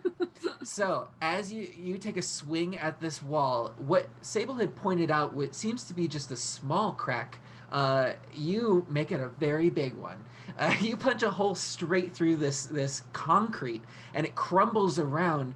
And looking through sort of the dust, you can see that there is light emitting from here, and this is a projector of some kind. And as you sort of look behind this wall, you can see that it is hollow behind it, and there are projectors sort of lined on the other side of this wall, peering through each of the cracks. So it seems like this whole room is surrounded by projectors. Hey everyone, guess what? This is some dumb Scooby-Doo bullshit. This is not ghosts. This is just technology. I said it earlier. God, I thought I saw ghosts. I was so excited about it. Anyway, there's projectors back here. Projectors. I lean over to Satya and Sable. I thought we figured out it wasn't a ghost way earlier. I can hear you. I can hear really well. No, we were just saying how much we love you, that you punched that wall, and everything good I heard about you is true. These are facts. Do Good we know job, that she Benton. doesn't have? Do we know she doesn't have a lie detector in her ears? Who knows? Hey, I'm just saying, I love that she punched that wall. I can't believe I didn't think about that before. That's one of my New Year's resolutions, to punch more walls. I can hook you up. I've got a place. It's got walls. No, I can hook you up with a cyber arm. Oh. Sorry, it was too loose. You're too far away from the subject of that sentence. So, speaking of which, you have punched a legitimate hole into this wall. There is sort of this back area that seems to circle around, as far as you can sweet. tell. Sweet. And it seems dark back there, completely pitch black, except for these projectors. So not dark. Well, yeah, the light is going into the room as opposed Got to this it. backstage. Okay, all right. Also, I found this very nice, dry, kind of dark walkway, and since we know that ghosts are not real, we can just go through here with no fear of ghosties. I'm still hoping to see a ghost fish. All right. So as you make your way, are you going to continue down the background passageway, or are you going to continue along inside the room? I vote for back passage. Yeah, when you can go behind the scenes, go behind the scenes. Let's do it. Seems to be the theme for the group. So you make your way. Can Satya take Patch aside real quick Sure. while the other two walk through? Yes. Hey, you probably don't remember like how great of a friendship we had, like in the half an hour to 45 minutes that we knew each other, which I understand that's like, you'll come around. I'll help you find your visor or whatnot that you've been looking for, but I just wanted to just lay it out there. I've got this thing in my head, and you seem to be handy with data oriented stuff. If there's something that you see or can trick out to like siphon this out so I'm not unconscious with like blue veins on my face, also would be cool, if only because of our very, very brick strong friendship. Satya, do you wanna know two secrets? Always. One, I didn't forget you. And I know that's my visor. Two, this new sleeve does have lie detection in it. So that's why I kept asking if you were lying. Okay, so maybe we weren't the strongest friends ever, if you want to like be completely technical with it, but we were laying the groundwork, and that's not a lie. My stack tells me that's true. And I still will help you find your visor. And then she just walks away. Great. I don't even need a lie detector to know that's nonsense. Wow, she's bad at that. Yep. On reflection, yeah. You're making your way along this sort of back room, and you come up to where the hallway for this door of the amphitheater would be attached. But instead, you see sort of the backstage of this. It turns along, and this building is larger than this hallway.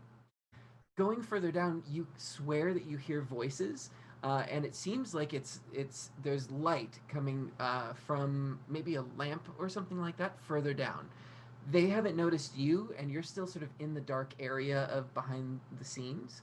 But this seems like the end of a long hallway you would have passed through had you gone into the door in the amphitheater. I see Patch. voices. Yeah, Patch, I will give you this as you're coming up from behind. You can clearly make out someone saying up in that group ahead, um, where'd they go? Uh, So you just hear real this. quick. You hear this from Patch, and everybody quiets down, and you start listening in. What? What? They were just there. Come on, fire it up again. Like that. Is this Patriot? Do I recognize the voice? It sounds like Patriot. Hey guys, want to see something really funny? What is your definition of funny? I back up a little bit and I turn on my Oni and I just call Patriot. Uh-huh.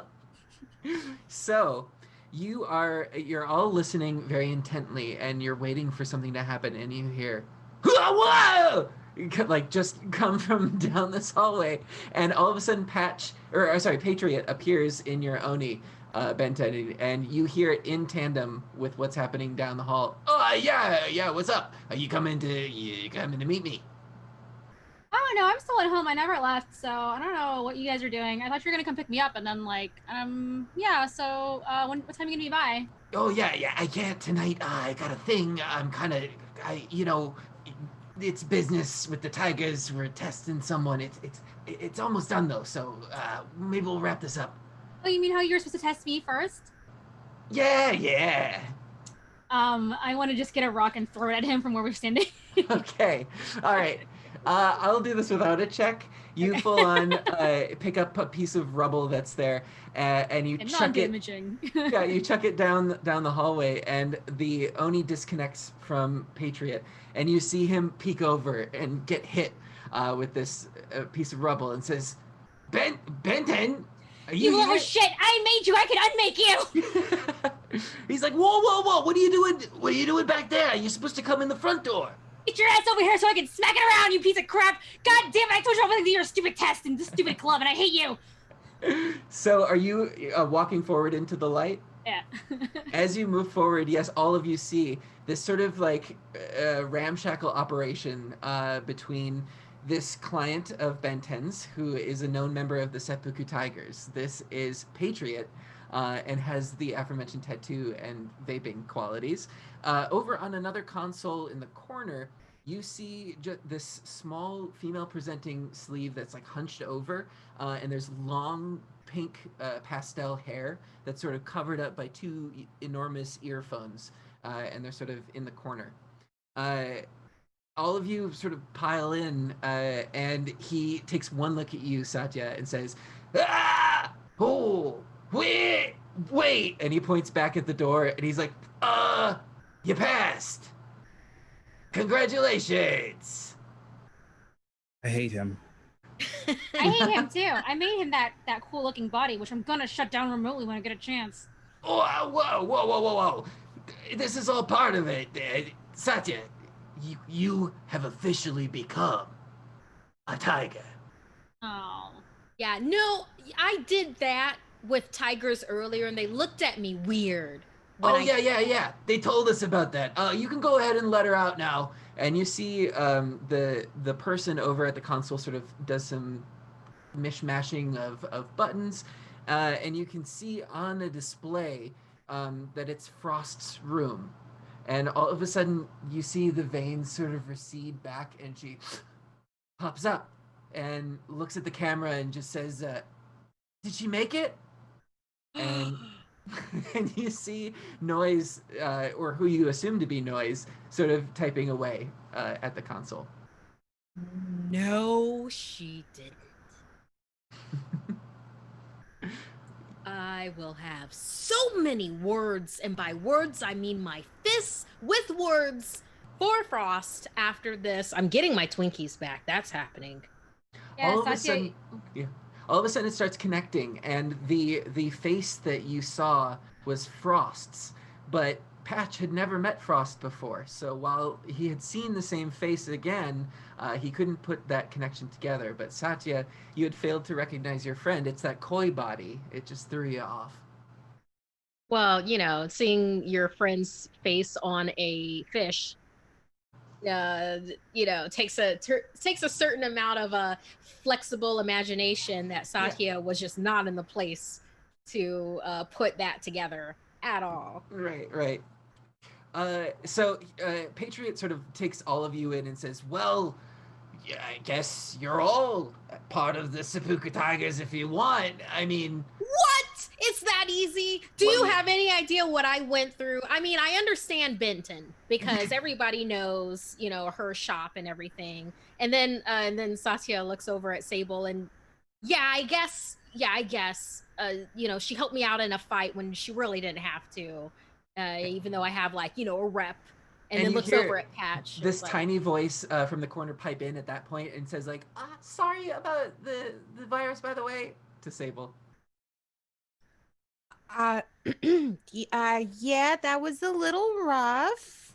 Not sure why that was necessary. Is this the same one that had the body of the fish? The face? No, so that was Frost, who was one of Satya's friends and was unconscious back in their apartment. This seems to be the companion of Patriot, named Noise. Thank you, a friend of Satya and Patriot. Yeah, also, this one, not a good looking mermaid. And she does point to Frost. Yeah. Sorry, and you were saying Satya? Oh, and this one, and she points at Patch, and he's like, yeah, I guess, was good in battle, took one for the team, but he's clear cut. He doesn't even realize how strong of a friendship that we had before now. And then she just kind of like grumbles off into. You're gonna lie. Do it well, at least. I don't normally lie because I don't have to. My name carries weight. That Water paint on weight. your. Wait, what did you say? Water weight. Oh. and Satya's like, Don't sweat it. Well, we're gonna need all of you because we've got this big job coming up. We're still. I know we sent you on sort of a goose chase, Satya, but we have Yukio. And Patch, at that, you perk up. Because this is who you've been looking for. Sable, you too. This is the AI you were supposed to protect. Benton, I'm so glad that you're here. We're gonna really need your help on this one. Listen, we're gonna infiltrate the castle in the sky. And then we're gonna blow it to smithereens. And you're gonna help. He takes a long drag, and the vapor comes out of the skull. He says, listen, there's been this new technology. It's at the forefront of body modification, so you probably have heard of it, Ben 10. It's this kaiju modeling. Apparently, they're taking, I don't know, parts from different creatures, like giant animals, and fusing them together, and downloading someone's stack into it and making them fight. I know that we're used to it with, like, the kabuki shows or the pit fights and things like that, but this is like a scorpion mixed with a tarantula, but giant, and maybe a lobster, and fighting versus a bear with tentacles. I don't know, it gets pretty wild.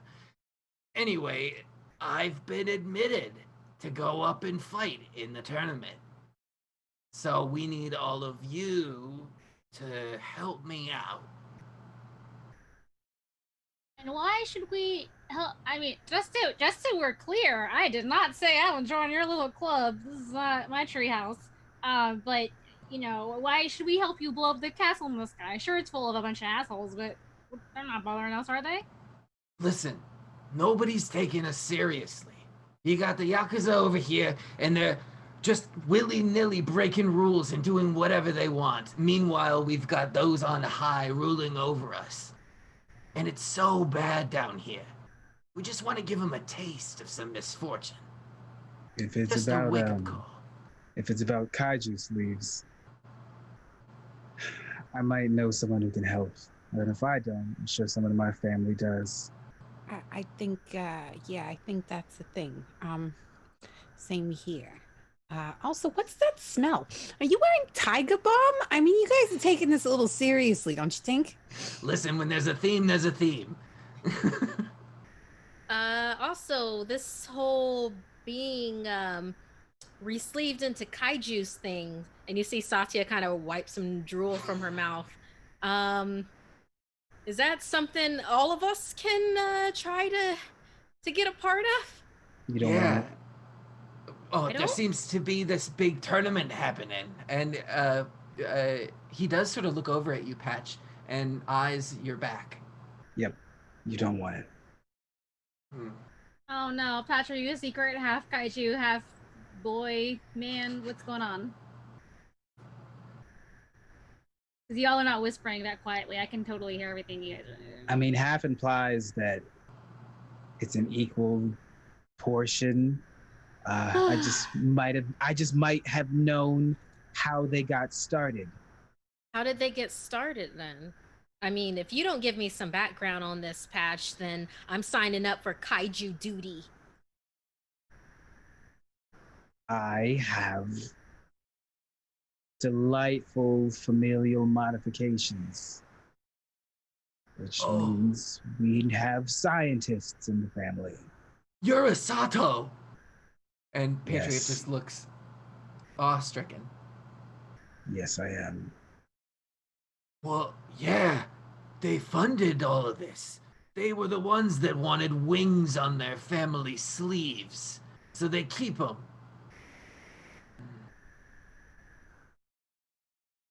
I kind of I'll- wondered how I'll you probably- got spun so fast. Very slightly, just like a glimpse of them as I pull the jacket down and then quickly back up. I don't think the wings have ever been described before. What do your wings look like on the sleeve? I think they're black wings with almost like a red lining to the feathers. Is it like leathery bat wing? Yeah. Did we all see this? Yeah. Very good. That's really cool. Tasha's like, that's an option?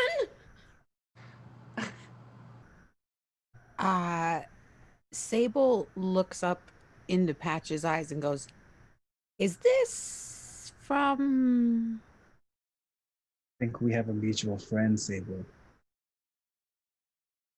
I had heard some things. I wasn't 100% sure, but now I am. No, that's real nice handiwork. Did they work? Can you actually lift off? Oh my god, feel can like- you hover? Can you hover real quick for us? Can you just do a little Can hovering? we focus on Yu-Gi-Oh, please? Oh, yeah, that was actually really important. Where is she? What kind of shape is she in? Listen, she's fine. But the thing is, we gotta get her installed into the system in the castle. That's why we need to enter the tournament. We need to get close, install Yukio, and then she'll disable the security systems. That's what's embedded in her code. That way, all of us have an entrance in. Wait, are we all competing? It's up to you. And Noise looks over and just says, I'm in. And she waves her hand, and you see 4 entries that sort of come up in front of each of you. If you'd like, you can click accept, and you'll be entered into the Kaiju tournament. You see Satya literally like her eyes have somehow gotten bigger and her smile is just like her entire aura has like lit up as she says Satya's kaijus. And I take it you hit accept. Yes. Ben 10. Well, I wasn't planning on getting all gross, but for research, this seems like a really good thing to learn how to do for work. So, accept. Patch. Or actually, I'm going to save yours for last. Sable. Yours shows up in front of you.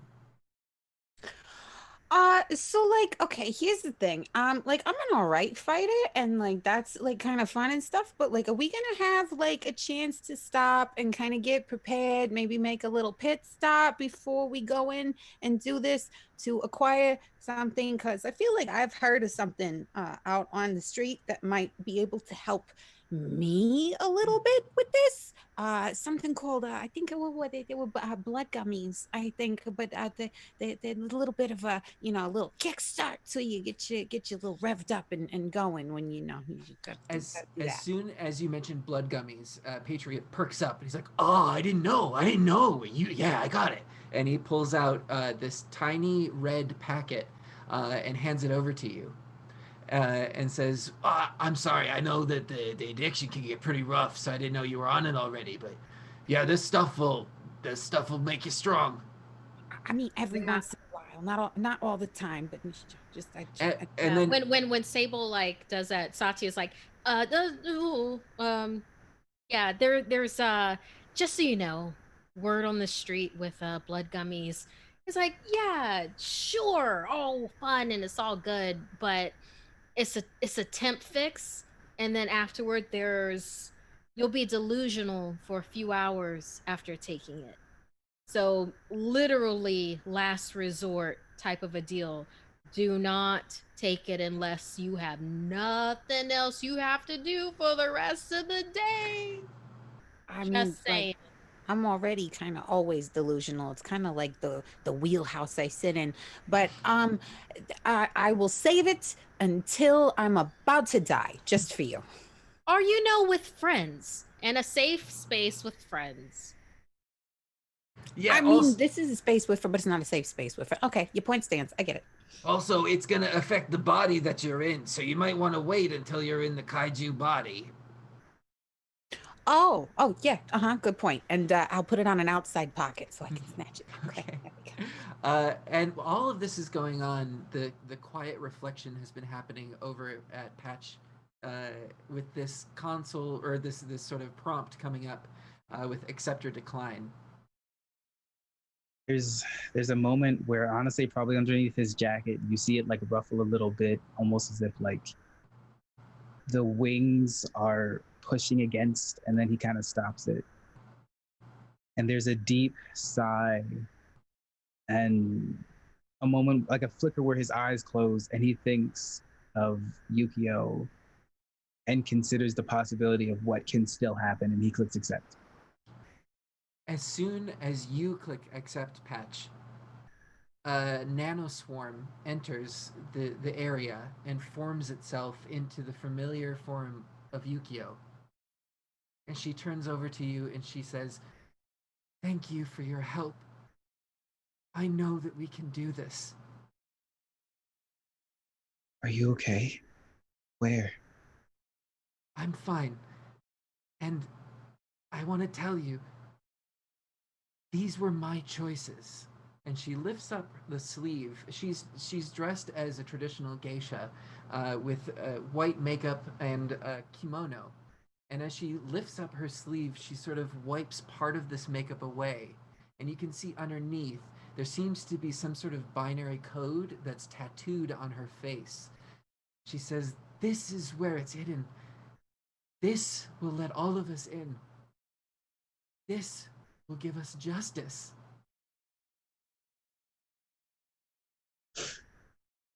You're astonishing.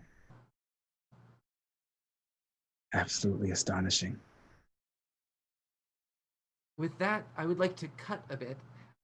We join our heroes as they're being filed into this VR program.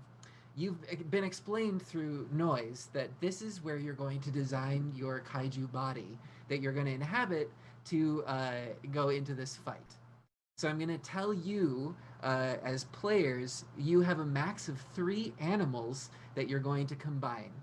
In the fight itself, there are no physical weapons allowed, but you're able to grant yourself natural weapons, claws, fangs, things like that. Now, this can be totally stretching outside of the humanoid form, which is why it's an underground science. DHF stacks aren't traditionally made to handle this, and the human personality also can't really handle this for too long, which is why these bouts are done by sort of the lower class that sign up for it, to entertain the upper class. So let's start over with Patch. Since you took some time with this and Yukio is there by your side, you spin up in this virtual construct. Yukio is there with you, and you see this sort of blank cube that you can sort of mold and shape, also with your mind. And as you think of things, you see them sort of change and adjust themselves into this model that will take on the form of anything that you'd like. So why don't you describe for me what this ends up looking like? So if it's picking 3 animals without question, he chooses a bat to keep his leathery wings. Also, can keep track of this for me, please, as players, Yes. just to Yeah. note. Yes. So he picks a bat for the leathery wings and shrieking of its voice.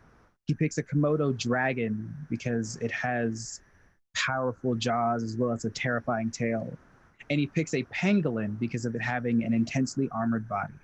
Wow, okay. So what does this amalgamation look like? Because I'm picturing kind of like a dragon. Yeah, essentially, yes. Yeah. It's essentially a dragon, but more leaning into the Eastern Asian style of dragon. How many like sort of legs or arms are we talking about? We're gonna say 6 arms, I'd say. Okay, there's six arms. arms. Yeah, like. And I will say that the wings there are large, but they are sort of non-functional for flying. Yep. Yeah, and then I assume it's the Komodo dragon sort of snapping jaw. Yep. Amazing. What color is it? I'd say purples, like almost like a vibrant, like a luminescent with light refraction, purple, blue, and then like leaning into soft reds. Ah, nice. So the very like cool colors that sort of bleed into the warmer armor. Yeah. I love it. Yukio sort of nods appreciatingly, and you notice that the makeup is full on back to normal. Mm-hmm. Yeah, and then we close down and we open up. Let's do Satya next. Satya, you're on your own in this VR construct, but you've got this like digital clay in front of you. What does it look like? Excellent. Well, for offensive power, I'm going with the pistol shrimp. Yeah, I love a pistol shrimp. Yes. That's some raw blasting power. Yes. How does it manifest in this kaiju? Oh, okay. Well, we're gonna go with like a physical manifestation of the pistol shrimp, where it has like the larger pincer and the smaller pincer, where it's like this blasting power able to do not only decimal but also like bullet effect towards its enemies. Is it out of the butt? We could do it out of the butt. Do You they, wanna or do it they out of the snap? butt? I forget how it works. We can do it out of the butt. I mean, that. Yeah. Which other animals are you mixing this with? Because what I mean, like for what I'm reading is the enormous claw that does it. Oh, but okay. I'm all for butt bubble action. the decimal effect coming out. Got it. Got it. Yeah. I'm so happy right now. Yeah. This is such a beautiful gift. Yeah. All of us. My pleasure. Oh my God. I'm having a blast. God. Okay. Next up, and I'm sorry if this was already called because literally I was just thinking of like the legendary animals that I could do. Next up is the Kraken. Was Kraken already taken? No. Yeah. What element? So you're taking the tentacles? I got the pincers and I got the Kraken. Yeah, we're doing size, and then also the Kraken has this incredible outer skin against pressure and effect. It's almost like an armored. I'm taking it more for the armored defense. Gotcha. That a Kraken gives. Is it sort of like an legendary Ursula situation where the tentacles are like at the bottom of it and it's got like the pistol shrimp at top? Well, the pistol shrimp is just like the claws right now with like the offensive power, and then like got the you know, like at the bottom. I guess we need a type of head for things. Then. I mean, if we have to have a head, you don't have to. You don't have to have a head, right? No. Right? No. Okay, then like for my third animal, along with that offensive power. Okay. Yeah. Wait, there's that particular version of what is it? It's a fighting crab. Okay. It's a fighting crab that literally breaks its own bones and then utilizes them as like improvised weapons? Yeah. You know what? That might be a bit much. That's a bit much. That's a bit much, and I totally recognize that. You break your crab claw, grab it with a tentacle, and then swing it. Yeah. What we'll do instead, we'll do the regeneration aspect of the common lizard that can regrow its limbs. Sure. So we'll take that. The regeneration aspect of the common lizard with the legendary armor defense power of the Kraken, along with the offensive of the pistol shrimp. Amazing. Ben 10. What is? Oh wait, I'm sorry. What color is it? What does it look like physically? It will be unnatural in nature. Like, but I kind of want to keep it towards what Satya does, where she's like this huge offensive thing, but she's also super camouflagey. Can she be camouflagey? Yeah, because I'll say really her spectrum of character. Yeah. We'll say it's like a chameleon sort of like oil slick color. Yeah. Yeah. And also it has a mohawk. Yes, it has a mohawk made of like a reef. Ooh, cool. Yeah, okay. Amazing. Yes, Thank Ben you 10. for this, Xander. Yeah. Yeah. After some fierce Googling about some animals. Right. I sprung this on all of them. Okay, so I am just really here for colors and shapes and just look really cool. So my first thing I'm going to pick is the Japanese spider crab. They are known for they're just like a regular crab, but they're better because they look like enormous spiders. Their legs are like 7 times as long as a regular crab's legs. They're insane. They just have real long legs. So I'm gonna have like multiple very sharp, pointy legs. They're gonna all have individually handcrafted, bespoke bracelets on them that go about like my aura and my feelings, like about this year. And one of them's a mood ring. Yeah. So that's crab is one. The other thing that I also Googled is the immortal jellyfish. When this jellyfish gets severely injured, instead of dying, it like transmutes itself into like, it basically makes little clones of itself. And like that's how it's immortal, like it keeps living that way. So it won't die. So for me, that's gonna represent in that if I get like seriously injured, I can like Kagebuchi no Jutsu myself. Yeah! And I can make like temporary clones maybe. I'll give it to you, but there are smaller versions that you can operate like yes. drones. That's great. Or maybe they're like weirdly like a third size of me. But they're Sure. very fast. But they still come have long out of legs. your mass, so you only have a few of those Ooh. before like you run out of Okay, body great. mass. I like that. Okay, so mini Ben 10s, I'm into that. And then the last one, I'm gonna go with the common moth because I want big fuzzy white wings. Great, That's yeah. On really that all I'm here note, for. full on describe like the colors of all these aspects and how they work together as a creature.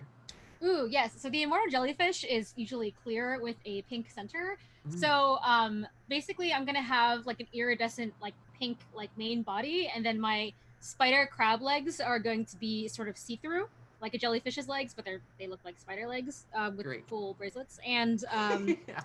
and then I think the wings are sort of like a translucent, but they have like the fur on the outside also. Is there a pattern like in the fur on the wings? Since I'm genetically engineering this, it's just gonna say like Ben 10 really big on each wing. Nice. Amazing. Yeah, so Great. And finally, Sable, we lock into your virtual studio. Yes. I'm gonna have a hard time with my third one because my third one's been changing with each one of you. You have picked what I've had for my third choice.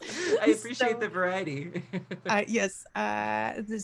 First, she will add on some pieces and parts of boa constrictor Okay. for the strength and grippage.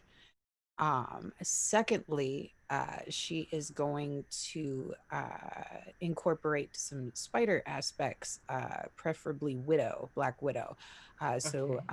That would primarily take kind of her face portion because she wants the venom fangs and the eyes because Great. she's kind of a perceptive, sighty kind of girl anyways, so that is Mhm. very valuable to her. And then my third one, I'm still trying to figure out, but I think I can't think of anything else to fit better, so I might also go with tentacles because I feel like Yes. that goes with the fact that she has the snake body better than anything else. So now she's kind of got these multiple boa things that she uses, like tentacles that are just boa bodies that she can kind of wrap around and stranglehold before she gnarls into whatever it is she's kind of attacked. Yeah. And she's mostly she's still scaly, even though it's like tentacles and spidery. She's still got the snake scales, and she is mostly black and silver, but there are little spots of the lime green and the blue and the purple, kind of like her makeup color scheme, that are just kind of placed throughout it. Amazing. Yeah, so it has this sort of spider-like face with the eyes and the pincers. And I'll say that the extra tentacles also vaguely resemble spider legs when they're like rigid, but otherwise they sort of flop down at the sides as you move along with this long snake body as well. Very cool. I like that. Yeah, so everything the paperwork is filed. You are officially entered as members of the Seppuku Tigers. That's who have been contacted for this, and that's who your sort of kaiju license comes through. Uh, as you're prepping, you have one last sort of moment in your sleeves now to prepare anything you want. Any sort of equipment or anything like that will not be transferred over to your kaiju bodies unless you do something about that now. I snag that little gummy off of my old body and pull it out of my pocket. So we haven't entered the kaiju bodies quite yet. You've sort of just registered them. They are now printing in the castle itself. And so if you can figure out a way to maybe smuggle that in. How would one go about that? What are the actual physical options of doing that? That's a good question. I think that you could have someone bring the blood gummy once the security systems are down, and that way it would be like sort of delivered to you once the cavalry arrives.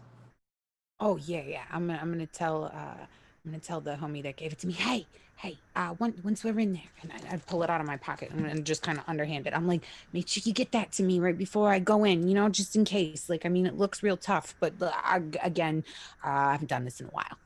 Yeah. Well, I'll do what I can. Yeah. Also, let me take a hit of that. Yeah. Great. Does anybody else want to take a moment? I know that Yukio is also out in her physical form. I'd like to. I mean, if we have like time to go back home for like a second, I think I'd like to go back and get the eight spider bracelets that I'm gonna I'll wear them on my arms and just like when I transform, I'll just throw them on. But so I'll tell you that those are being printed as part of the. Oh, okay. Yeah. I was gonna do something with that. No, it's okay. Why don't maybe so like my bio arm, it like opens up. There's like storage for shit. Yeah, like a thermos and. I want to get maybe ball. like 8 things that look like gems, but they are really because I don't think we're gonna be able to use our onis up there, right?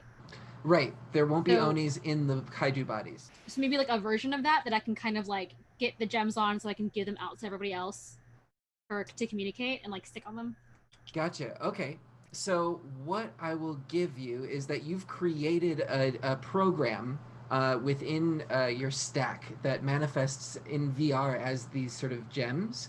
And digitally, you're able to transfer them. So everybody in their in their studios, as they're crafting their kaijus, they sort of get this whoop, this thing popping up that sort of gets infused into their DHF stacks.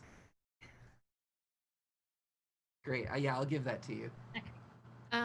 Satya would then go to Patriot and be like, well, when I'm out of this body, I expect for this ghost that I have trapped in here to then be taken care of since I'm one of y'all. Wait, you still got a copy in there? And he points at your head. Like, yeah, I do. So that is super dangerous. Well, that's what I am. Me and Satya's crushers here. That's what we're about. But there's such a thing as being too dangerous for the world. So if you could help get rid of that while I'm gone, that'd be great. Yeah. Noise should be able to help you. And he sort of, Noise, hey, we got a client over here. And the long waterfall of pastel pink hair sort of whips around, and you see just this young face framed by giant round glasses, sort of smushed in between these can headphones. And she looks over at you and she's like, "Is it in there?" Yeah. All of you have the same accent. Sorry, that wasn't. She went, "Is it in there?" That was me. We're almost best friends at this point, but friends gotta have space. She says that to everyone. Yeah. Not everyone, just the people that forget. Oh. But yeah, Noise sort of brings a giant cord over from the station that she's been at and walks over to you and just says, "Here, go ahead, plug in. I should be able to cleanse it out." And Satya looks at it and is just like, plugs it in. Yeah, well, luckily you have your firewall systems that were able to contain. And Salty Sweet Games is raiding. Thank you, Raiders, with a party of 23. Thank you. You plug in, and luckily your firewall was able to contain this virus that was manufactured by the Tigers. And you see it as it sort of moves along this cord. You've never really seen software involuntarily giving off an aura before like this, but you can physically see it move over to the console. Wow. Yeah, it's a special tech that I've been working on. You gotta teach me that sometime. Oh, can you also deliver a message to Frost for me? Yeah, sure. Yeah. Tell her no and say it with that emphasis. No. And also, don't you dare eat the Twinkies. Don't you dare eat the Twinkies. She mimics back at you. Was that good? Yeah, that was yeah, that was so good. Aye, aye. And she sort of wanders back over to her corner. You're adorable, Satya says to her. I know! And she plops back down. Yeah, does anybody else want to take an action while we're here? Patch leans over towards Satya. You can keep the visor. Just stop lying. You're terrible at it. Hey. Yes, I am. But just so that you know, I wasn't going to keep it forever. And then Satya turns the other way and shows that it has Patch on the other side of the visors. There it is. It'll be waiting for you when we get back. Yeah. And he'll walk over to Yukio. Mm-hmm. Once you're safe, we're following through with the plan. Okay? She knows what you're talking about. You can see it register. And then a weird light goes off in her eyes, and she just starts reciting. If you live in the mountains, it is best to stay deep in the mountains. This place is close to the border of the floating world. And she snaps back. Yes, we will be able to live together. And Patch takes a step back for a moment. Yes. Exactly. With that, she powers down, and you see as the holographic image sort of gives way to the swarm that makes her physical. And it sort of comes down into this sort of locket that then gets closed by Patriot, and he puts it around his neck, and you can see, Patch, it kind of bugs you that it's right next to those nose holes. All right, we got to get moving. So we're going to download each of you into your kaiju bodies, and I'm going to take Yukio up there and deliver them. Are you all ready? All right. Why do you have Yukio? I'm the contact for the Tigers. I'm the physical body that's going to go up there. And I got this blood gummy from Sable. And he sort of winks. And Patch looks over to Sable. Why did you say you haven't done this in a while? Oh, well, yeah, I was talking to me and, Satya a while back. You remember, well, maybe you don't remember because it was last time. But we were talking, like that fight at that bar and like stuff like that. I had an ex that was addicted to it, and on occasion, you could go, you kind of you take a little nibble. It's and I see what it does. I've seen the bad sides of it, and I've also seen the good sides of it. And right now, I just kind of don't want to die. Don't let that sleeve take over you. Any of you. There's a reason my family started avoiding it. And she does kind of like put her hand on your arm. She goes, "Hey," and she gives you a wink. And she goes, "We know somebody that can fix things, but he's got to have the things to fix." Yeah. He's sly, that's for sure. See what you did there. I appreciate your concern, though. Thanks. You're all quite an interesting group. I haven't really had a lot of friends, and if I die in here, I just want to say it's been a pleasure doing whatever it is that we're doing. And she just kind of smiles and goes, "All right, here's to some kind of revolution or something." With that, I think you're talking, Rakia.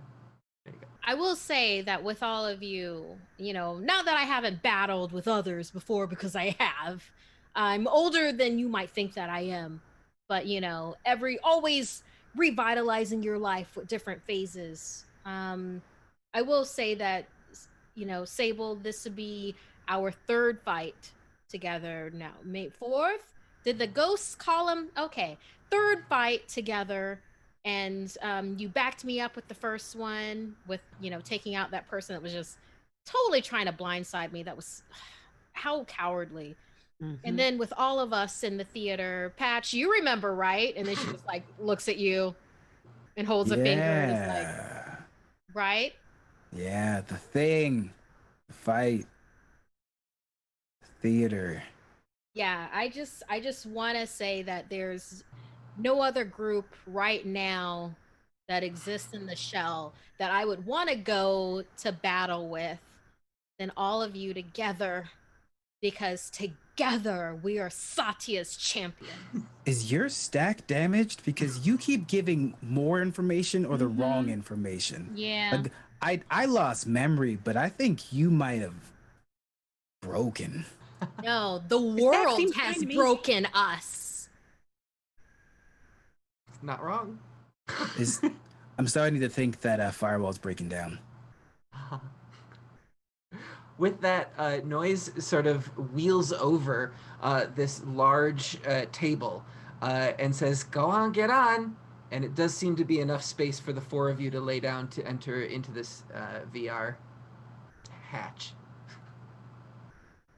So all of you hop up onto the table and you lay down, and Satya, you have a direct link into a biojack, so it connects through there. But the rest of you, you feel as there's this weird sort of pressure that comes up from this table, and it's pressing on your stack, and it's this weird sort of mortality that you feel, especially you, Patch, in that this is how you exist. This is what you really are, is just this tiny hard drive.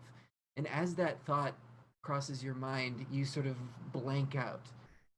And you awaken again in your kaiju bodies. You look down and it's horrifying. You don't see the body that you're used to seeing. You see this writhing mass of tentacles or these sharp, angular sort of limbs. There are no mirrors, but as you look around, you can see these horrible monsters that have been created. And again, you can see in whatever accounts for eyes in these, that these are your friends. And all of a sudden, that switch that Ben 10 had installed goes off, and you can communicate with each other. Looking around, it looks as though you're in another sort of holding area, in that it's a full tatami floor. There's a gold light that seems to emanate from the walls, and as you look closer, everything seems to be made out of gold, with red accents sort of splashed in. You're not the only four kaiju that are here. It seems as though there is a paper screen dividing this room in half, and on the other side you see only shadows of tentacles coming up, or a claw being stretched, or a maw as it's sort of backlit in this grotesque shadow dance. The four of you have a moment as you look at each other. Again, you don't have any of your equipment. You only have those bodies that you created in VR. What is going through Ben 10's mind right now? Point of order, do we still have human faces or do we just have animal faces? No, you're we a can't full talk. creature, right? Okay, But you're you just- are able to communicate. With the brain part. Mhm. Thank you for thinking of that. I was just making sure we weren't just like faces like on a crab or whatever. Oh, you could have been. I mean, it's fine. It's not a big deal. I am so grossed out. I thought it'd be a little cooler than what it looks like. Ben 10, this is not a Ben 10 lifestyle situation. That is not usually how I roll, looking gross. I usually look cool. But I do, if there's enough space, I do like try to enjoy, because I know it's temporary and that we're all gonna come out of this fine. I do take like a couple seconds and just kind of like see if I can like fly around the room. Okay. So actually, as these thoughts are cycling through your head, and you're like, well, I know this is temporary, but what if it wasn't? What if you were stuck in this body? What if this is your body? What if this has always been your body? And you sort of go through a little bit of a crisis. Ooh. So let's have you make a composure roll. No! This is your willpower. I don't want to be permanent crab. Okay, sorry. What was it again? It's a composure roll. Composure. Okay. So it's a D8 yes. versus your willpower, which is 3, which is going to be your target number. I'm going to give you a bonus D8 for this because you have worked with body modification, so this is not completely foreign to you. Okay. Waking up in a non-humanoid body is a little bit jarring for everybody. And no luck. No luck. Okay, just throwing it out there. Oh, yeah, no luck. I rolled a 5 and a 6. Okay, great. So we'll come back to that. Patch, this is not the first time in recent hours that you've been sort of re-sleeved. And so the sensation is unpleasant, but it's not completely overwhelming to you. You look down and you see this majestic dragon form that you've crafted, and it's weird because it almost feels right. Yeah. This is how you should have been. This is what your sleeve looks like. And I'm also going to have you make a composure roll. Yeah. Versus your willpower. Okay. So that's a 3. The target's going to be 3. I'm going to give you a bonus of D8 because of your recent experiences. Okay. And no luck. Got it. Nope. Targeted 3, a roll of 5, and a bonus of 7. Okay. So that is 2 degrees of failure. I will let you lose yourself, your humanity a bit in this moment. How would you like to narrate 2 degrees of failure? Patch, like it feels right, and then there's almost like a primal rage, like something's wrong with Yukio.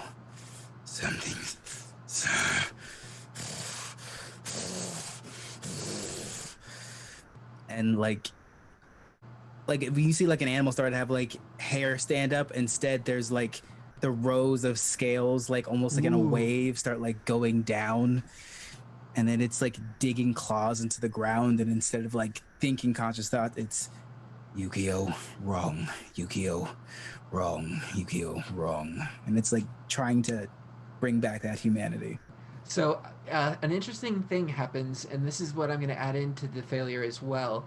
You see now that you've gotten your bearings that these walls they're not solid as you thought, but rather they seem to be a bleacher of some sort. That again, with the as you move, the holographic effect happens, and you see that they're actually stairs, and in this moment of pride, you look up and you see Patriot, the sleeve of the seppuku tiger that did this to you, and you see that amulet that's right next to his gross modification with the vapes coming out. Yeah, you leap from the ground up towards them, spines out, and you hit a solid force field wall that's completely clear, but you bounce back to the ground with a thud, and you actually feel that you've taken some damage to your sleeve. That's enough to sort of knock you back to your senses.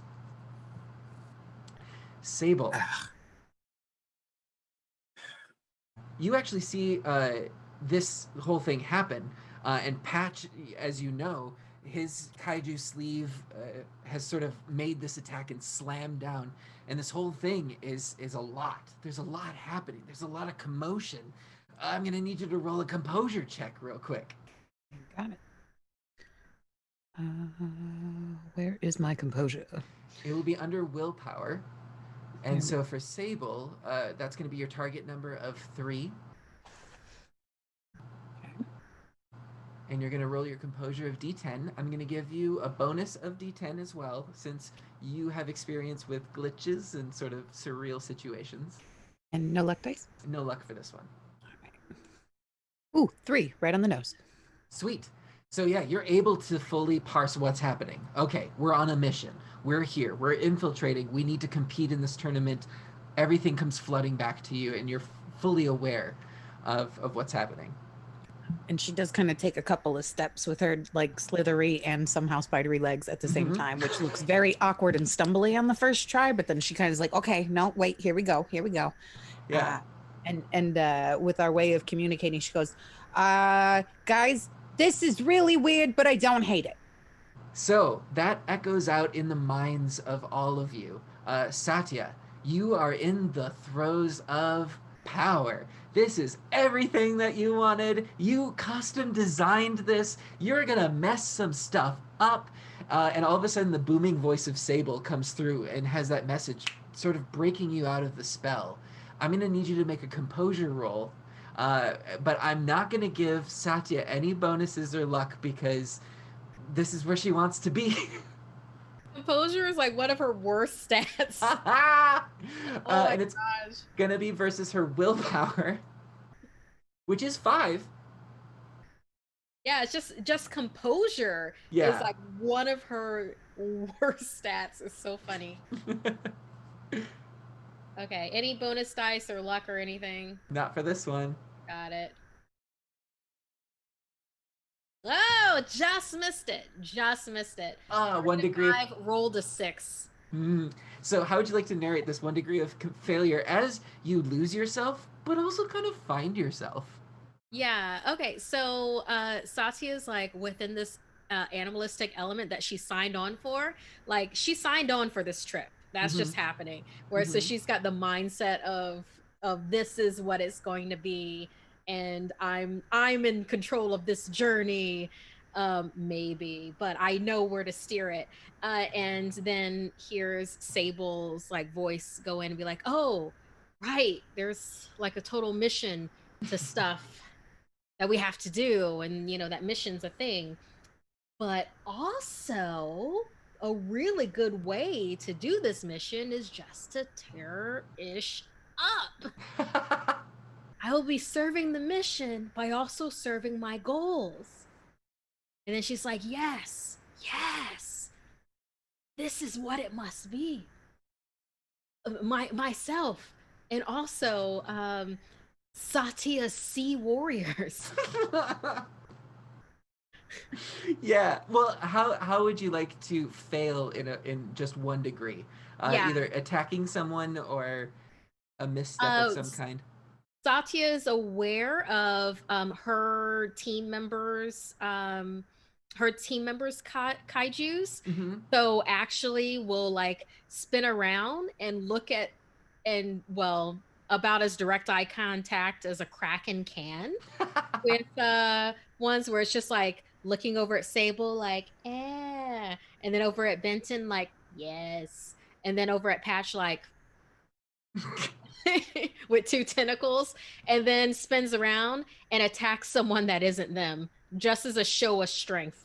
So I will tell you, it's only the 4 of you cordoned off on this section, but there is that wall between you. So I will say that Satya... And then just like attacking on the wall, like you are so lucky this wall is between us. Yeah, as you're crawling or using your tentacles to sort of hit, and you have your claws as well, the pistol shrimp claws.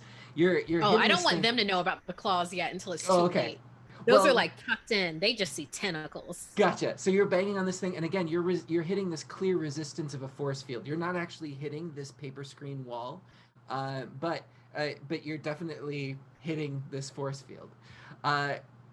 Everybody sort of comes to themselves. I will give it, even though you lost your composure roll, the communication from Sable, I will say, is you're able to sort of focus in just in time to see these bleacher seats sort of flicker to life. And you can see that there's an audience that's appearing.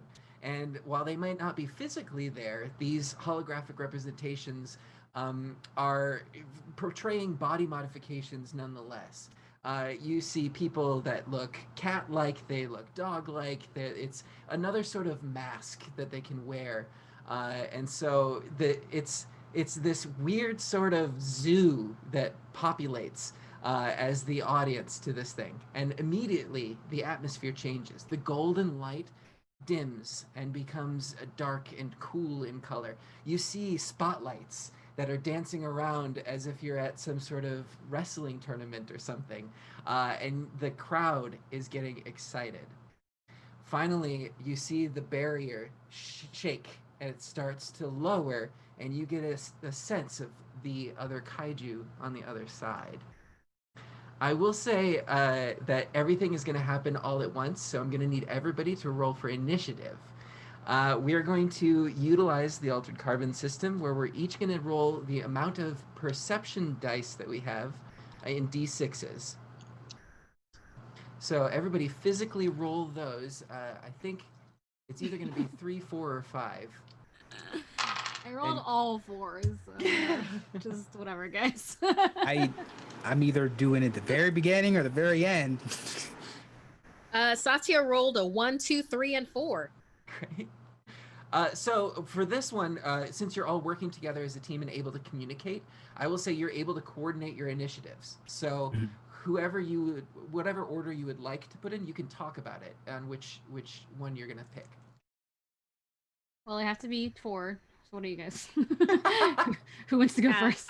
I also have 4, but I'm more than willing to like go with team stuff. So Like I literally have 1, 2, 3, and 4. we don't even know who we're fighting first, so. I have a 1, 1, and a 6. Okay, well. So- Why don't you go first, last, and then first? Just take turns. Patch is gonna do 1. Yeah, let's do 1. Sure. Sable, what do you have? I have a 1, a 3, and a 4. Oh, so all 3 of you got Wow. ones. Must be nice. Sable, where would you like to go in the order? Which one would you like to pick? If Satya rolled a 2, right? Yeah, I've got a 1, 2, 3, and 4.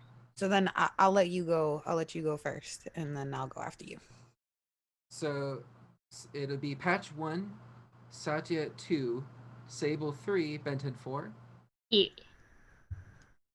Great. Okay, so Patch, you're up first, and this screen is coming down, and this is what you see. They're all kaiju, of course. You see a tarantula body with the tarantula legs, and there seems to be a snake tail that's slate gray, sort of around the back of it, and this yellow underbelly. It has a mixture of a snake face with spider eyes, and then giant fangs that definitely look venomous. At the end of its legs, it also has little claws. That is the one that is closest to your group. The others are sort of a jumble of arms and legs and hard to see, but this one is closest to you and coming at you. Since we don't have like character sheets for these, we're just gonna sort of go off of what you would like to do, and then I'll tell you what the roles are. Charge in and try to, if this was its face, try to bite on top of its face to keep it from opening its venomous fangs. Okay, great. So in your character sheet, I'm gonna have you roll. It's gonna be the melee combat score, but because you're using a kaiju sleeve, the Yes. target number is gonna be 8 for this, and I'm gonna Awesome. give you a bonus die of a D8, and then a luck of a D4. Perfect. All right, so that's a roll of 4, a luck of 2, and a bonus of 3. So we'll go with 3, which nets you 5 degrees of success, which totally happens. So you get this hit off. Go ahead and tell me how it looks. What is the damage that's done? So as it's like slithering forward, it's like rearing up, and if the thing looks up, how like some snakes and reptilians like dislocate their jaw Right. forward and then clamping down on it, partially to keep the mouth closed, but then also because it's the head, so it'll be a little tender around there as well, and then just like almost like whipping it around back and forth like some animals do when they're trying to pull. Yeah, and I will tell you, for that many degrees of success, your jaws clench down on this thing, and you swear you felt like the mechanism that was connecting the stack to it, and it sort of shorts out, and the whole body just goes limp in your jaw. Coming up next, we've got Satya. Okay, well, it seems like that one was taken care of. Yeah, So what behind- else do I see now that that one's out of the way? behind that, this whole mess that's happening, you can make out what seems to be a great white shark body that has the legs, tail, and claws of a scorpion that's sort of coming forward, but it has those glossy shark eyes. And you can see that its lower jaw has sort of unhinged, and there are three aspects to it, and it's all sort of gnawing at once. And it's coming straight at you, Satya. Okay. All right then. For this, we'll see, and it's coming straight. It's coming straight for us. Mm-hmm. Satya is going to stand her ground. And is going to put out the pincers for the pistol shark. I'm sorry, pistol shrimp. Uh-huh. And is going to do that huge decimal hit while the shark has his mouth open, because it shouldn't have done that, but Right. it did. So Yeah. it's definitely like towards that. If need be, because I'm looking at my stats here for like Yeah. brawl and melee combat, if need be, Satya can propel herself towards it with her tentacles so that she can do brawl and melee combat as opposed to something more ranged. Sure. Why don't we do that then? If you're willing to move closer, we can make it a melee combat roll. I'm going to make your target number of 8 because you're using this kaiju body. And you also get a bonus d8. I'm actually going to roll against this, though.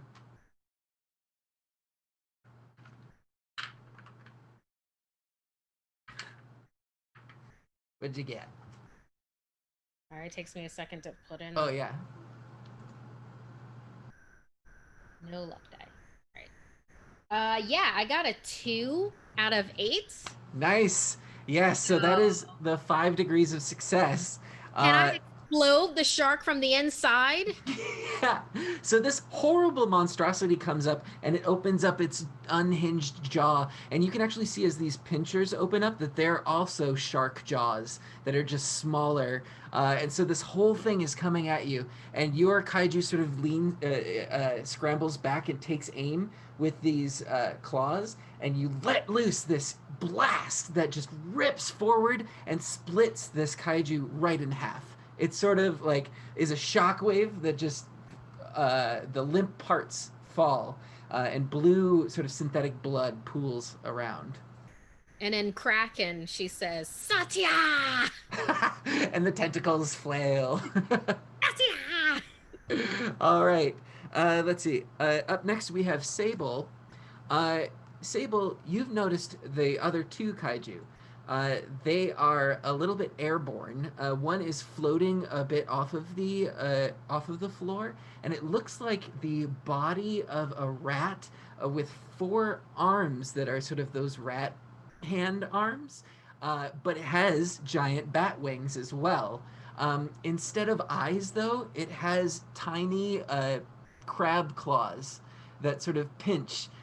But it still has the snout of a rat and the fangs, and then a scorpion-esque body comes out at the end with these sort of pincers. So it seems like this crab segmented body that comes out of it, and it's sort of hovering and looking at you and screaming.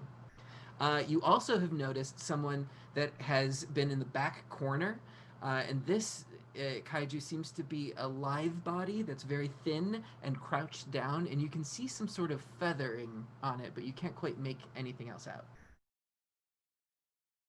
The feathery one down in the corner is piquing my interest, especially because now, like, I'm all snaked out and slithery. So I'm gonna just like a snake would. I'm gonna slither over real fast, and when I get close up behind it, I'm gonna engulf it with all of my constrictor tentacles, and I'm gonna start squeezing the life out of it, and then bite into it with my spider fangs.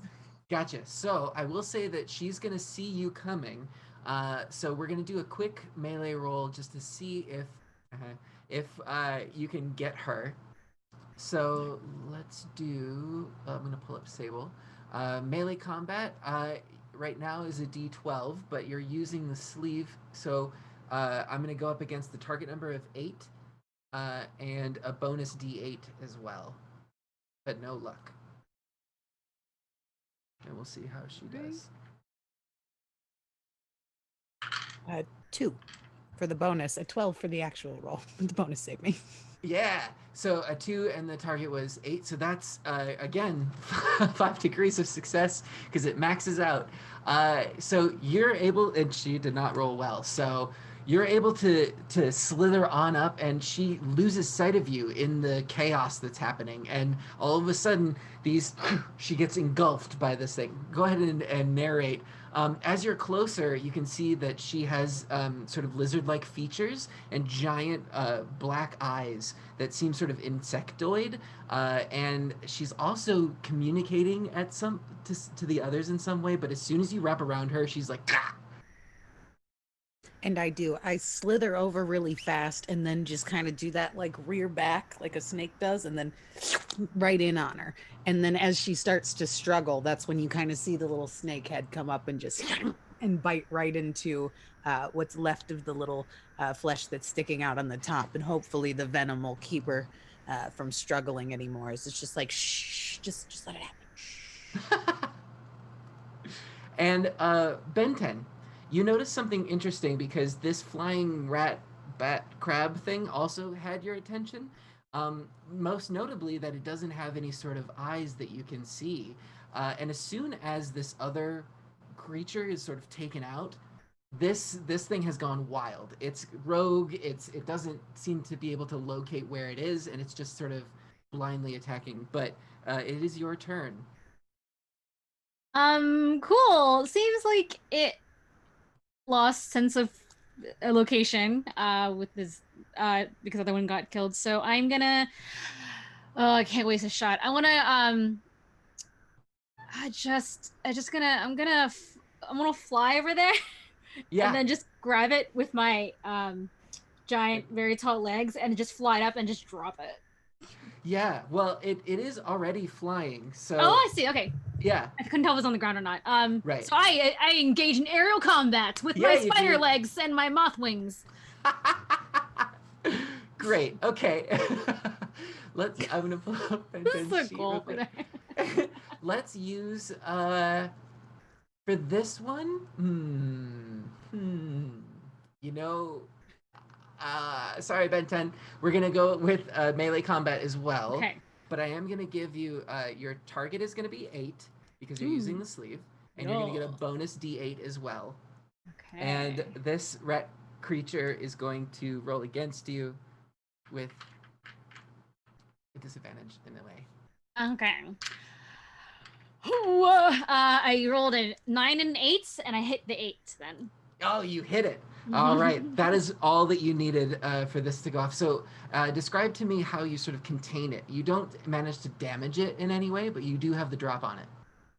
I managed to kind of just fly just right behind it, and I just grab it with my pincers, and I do like a barrel roll through the air with it. Do so a it gets barrel even roll. barrel, and it gets like way more disoriented.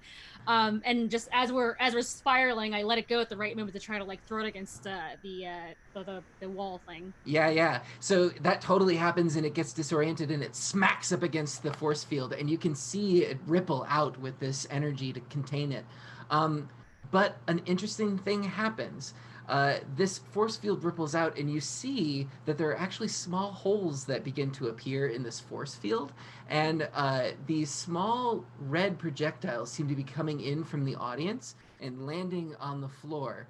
And it can't really see anything, but it's scrabbling around, and it sort of scoops it up into its mouth. Going back to the next round, you have the rest of your D6s. So let me know which other ones you would like to use for this one. So Satya is going to go 3. Benton is going to stay at 4, solid. Patch at 6. And then Sable at a 2. So Satya, you said 3, right? Sable, you're up first. You've seen this sort of thing happen, but now the rat crab bat kaiju seems to have ingested something thrown by the audience. Oh, great. And you can see on the ground, these are blood gummies that have just been scattered around. Do I still have the one on me that homie hooked me up with? Well, I can tell you that you might not, but there are plenty that you could just pick up and take. Oh yeah, I'm just gonna go and just like get one off the ground and then not let go as I'm still like holding on to this like person squeezing them. I'm just gonna get one off. Gotcha. So actually, you were able to knock this kaiju unconscious. So you don't need to keep a hold of her. She has fallen limp in your tentacles. So while she's unconscious, I'm going to take the tentacle and I am going to pick her up and kind of swing her down onto the one that Benton just threw into the wall. So while they're like laying on the ground, she's going to use one to beat another with. I love it. Now she's feeling a little surged, I think. Yeah. Go for it. Okay, so let's use brawl for this one, but I'm going to give you a target of 8 and a bonus d8 as well.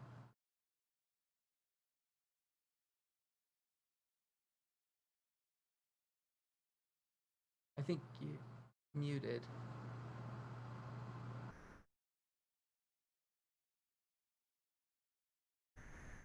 I think you're muted, Melee.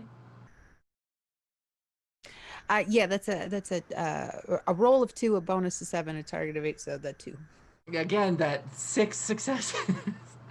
So, yeah, Sable, can you describe just how you use this other kaiju as a projectile to decimate the one? She doesn't even really like throw it per se. She just kind of like reaches that tentacle out with like a firm grip around their ankles and Mm-hmm. then just kind of smashes them like once or twice into the other one without like letting them go. So she's essentially using the one she had like a people club. Yeah. So, so you see this slam, slam, and on the third attack, the creature actually stops the kaiju club, and you can see that these rat arms are now bulging in muscle, and this pincer where its eyes should be is just going insane, and you see this gnashing of the mouth, and there's foam that sort of appears, and it is fully stopped this weapon that you've created, but the other kaiju that you'd used, the feathered lizard person, is totally destroyed. It is just goo. I regret nothing. Yeah, Satya, you're up next. Okay, who do I have to fight? Right now, you've got this this rat crab bat thing that is fully roiding out. Is it on the ground or is it? Yeah, it's been flying? smashed a bunch on the ground by this other kaiju, but then it's saved itself from the final attack, so it's still going, and it looks like it's getting stronger. Okay, and this is what Sable just did, like smack attacks with, right? 2. 2 smack attacks. No, she smacked with another kaiju. She attacked this one. Okay, the other kaiju go bye-bye, but this one that Exactly. got attacked by the kaiju is still like kicking. Yes. Yep. Great. So the kaiju, the hamster bat kaiju, then Yeah. we're going to go in for. We're gonna do brawl with this one, where it's gonna be a launching effect. All tentacles, are on board and have come to play. I'm basically going to try to wrap around and then pull the tentacles in different directions for this kaiju. Got it. So you're trying to basically rip this thing apart. Yeah. So yeah, make a brawl check with that. The check will be 8 target number, and then bonus d8 as well, but no luck for this one.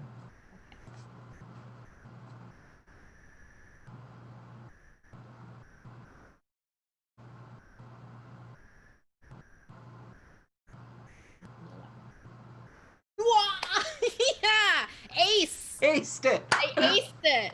Nice. Another Yeah, Satya in Kraken cries out her own name. Like, she saw this old classic film called A Knight's Tale. In the very ending segment of it, the lead character called out his own name during his final battle. So Satya does that. Tell me how this kaiju is just completely destroyed. Satya like propels forward. The kaiju did not see it coming because they literally just got smacked with this other kaiju, and they don't have eyes. Oh right, and they were like looking that way. Yeah. And all of a sudden they're like wrapped into this gigantic squeeze. And Katya literally wraps her tentacles in its fur. It's just like a hamster bat. Yeah. And using that and its skin, rips the kaiju apart. And blue synthetic blood rains on the battlefield. And then uses what's in either her tentacles or the body mass itself to fling towards the other kaijus as an intimidation factor. You are intimidating. You see this pistol shrimp sort of splash through synthetic blood as you scream out, Satya! As this final kaiju sort of takes its bloodbath, you expected the match to sort of end, but the crowd is sort of into it, and they're waiting for the four of you to continue, and they're encouraging it. You hear this chanting, like, fight, fight, fight, fight. Ben 10, you're up next. I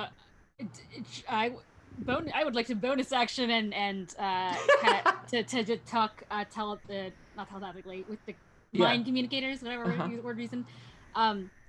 Hey everyone, are we trying to kill time here, or what's the plan? I mean, they need more time, right, to do all the stuff, or am I wrong? You hear that in all of your heads. I think so. If you need to, Benton, come over here and we could pretend to fight. We'll just throw each other around for a little bit. Anybody else feel that surge, that rush? It's gonna be. What do we say about the candies? Don't eat the candies yet. It's not time. It's not time. Well, did you eat the blood gummies? You have to ask. Yeah, I saw the other one do it. Now here we go. Okay, fine. And I go over to Sable Monster, and I want to use my clone power to split off like 3 little ones of me. Yeah. And I'm like, here, just play with these. Don't touch me. This is gross. I don't want to do this. So I'll allow it. I'll say that you come closer, you crawl over, and you've got your moth wings going, and all of a sudden you see these sort of protrusions of jelly pop off of the Benton kaiju. And they sort of imitate tiny jellyfish of their own as they float as sort of drones that come over to you, Sable. Patch, it's up to you. What would you like to do? You saw that sort of demonstration. I want to jump onto the Kraken, Satya. And wait, are we fighting? Or them? Satya's totally put out right now. What's our other plan then? We don't know. And this, it's not. Let's fight them. He's definitely not trying to hurt you, but you do hear, "This is for my visor." He's like slapping the tentacles around with his tail. It's like, you gave that willingly. I forgot. So I'll say that it ends up being sort of like a sibling fight where these two kaiju are sort of playfully slapping at each other. And as that's going on, you see the whole thing just shut down and the lights go dark. And all of a sudden you hear a klaxon alarm sounding like, warning, warning, security system has been breached. And on that, we're going to end for tonight. Yay! We're Krakens in enemy territory. Are we gonna stay monsters the whole last episode and not talk? It's gonna be amazing. Who knows what's gonna happen? But let's go around and say what we're working on. Thank you so much for joining us. If you are a fan of what's going on here and with Altered Carbon, you can join us here on Friday at 6 p.m. Pacific time, where I'll be joining the Hunters Gathering. We'll be going behind the scenes about the game, talking about the system, and some different ideas of what we were going to do. I think it's going to be a great time. Let's go around. Markia, where can people find you and what you up to?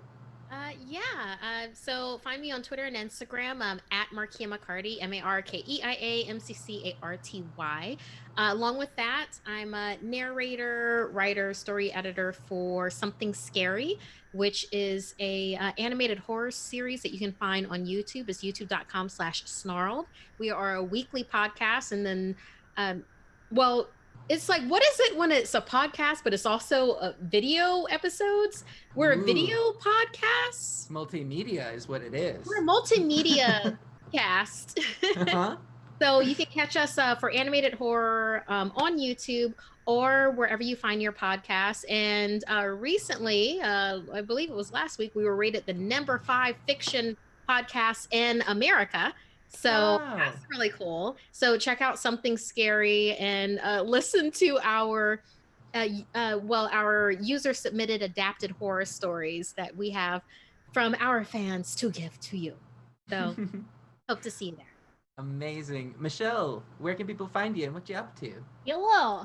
You can find me everywhere on the internet at I am Sharmy Bunny. I think I use Twitter and Instagram the most. On Instagram, I post like little like casual cosplays and videos of me dancing around like Siri from The Witcher. And amazing. Thank you. I also do a weekly show over on Button Mash on it's called YouTube. I forgot.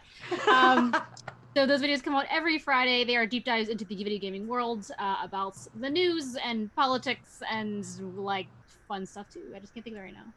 Yay! And Gabe, thank you so much for joining us today. You were fantastic. Where can people find you and what you working on? You can find me on Twitch, Twitter, TikTok, Instagram, pretty much any social media at Gabe James Games. You can actually find me Fridays on the Roll20 Twitch channel, where I run a tabletop talk show, literally just trying to inspire new people to GM games. Because if more people GM games, more people tell stories, and if we have more stories, we can have more things and excitement. And it's been one of the things I'm the most excited about. Literally, I did my first show this Friday, and my power went out, which was frustrating halfway through. No. But I got a message from 4 different people saying that they learned something from it, and I was like, entirely worth it. That's great. Well, all the power luck to you in the future. Yes, thank you. Yay. And then Melee. Hi there, I'm Melee Damage. You can find me on all the socials, basically whatever they are, /Melee Damage, MAYLEIGH. I do a bunch of things. I storytell and DM games. I have a Patreon where I do that, so if you ever want me as Game Master, hit me up. We can make that happen. Also, I have a couple of other streams that I do weekly in a bunch of different places. Sometimes with Michelle up here on a little show called Denver by Night that I do on Wednesdays. That is coming back. We got the official date, I believe October 7th is when we will be returning for the second season, which will be super fun. And the other thing that I'm currently working on right now, a lot of you don't know, I am actually like more of a musician even before I was a gamer. And I have just released a new single called Mothership that is out. You can check it out on my page or on the YouTubes. But we're getting ready to put together a Indiegogo to do a fundraiser to get a music video for this. So definitely check that out. And it's a good song. Lots of updates. Yeah, no, thank you so much. I'm Xander Genre. You can find me at Xanderific with 2 R's and 1 F. And I've been your storyteller tonight. Join us next Tuesday for the final installment of Altered Carbon, Osaka Eternal. Are they going to be kaiju forever? Maybe. We'll see you next time.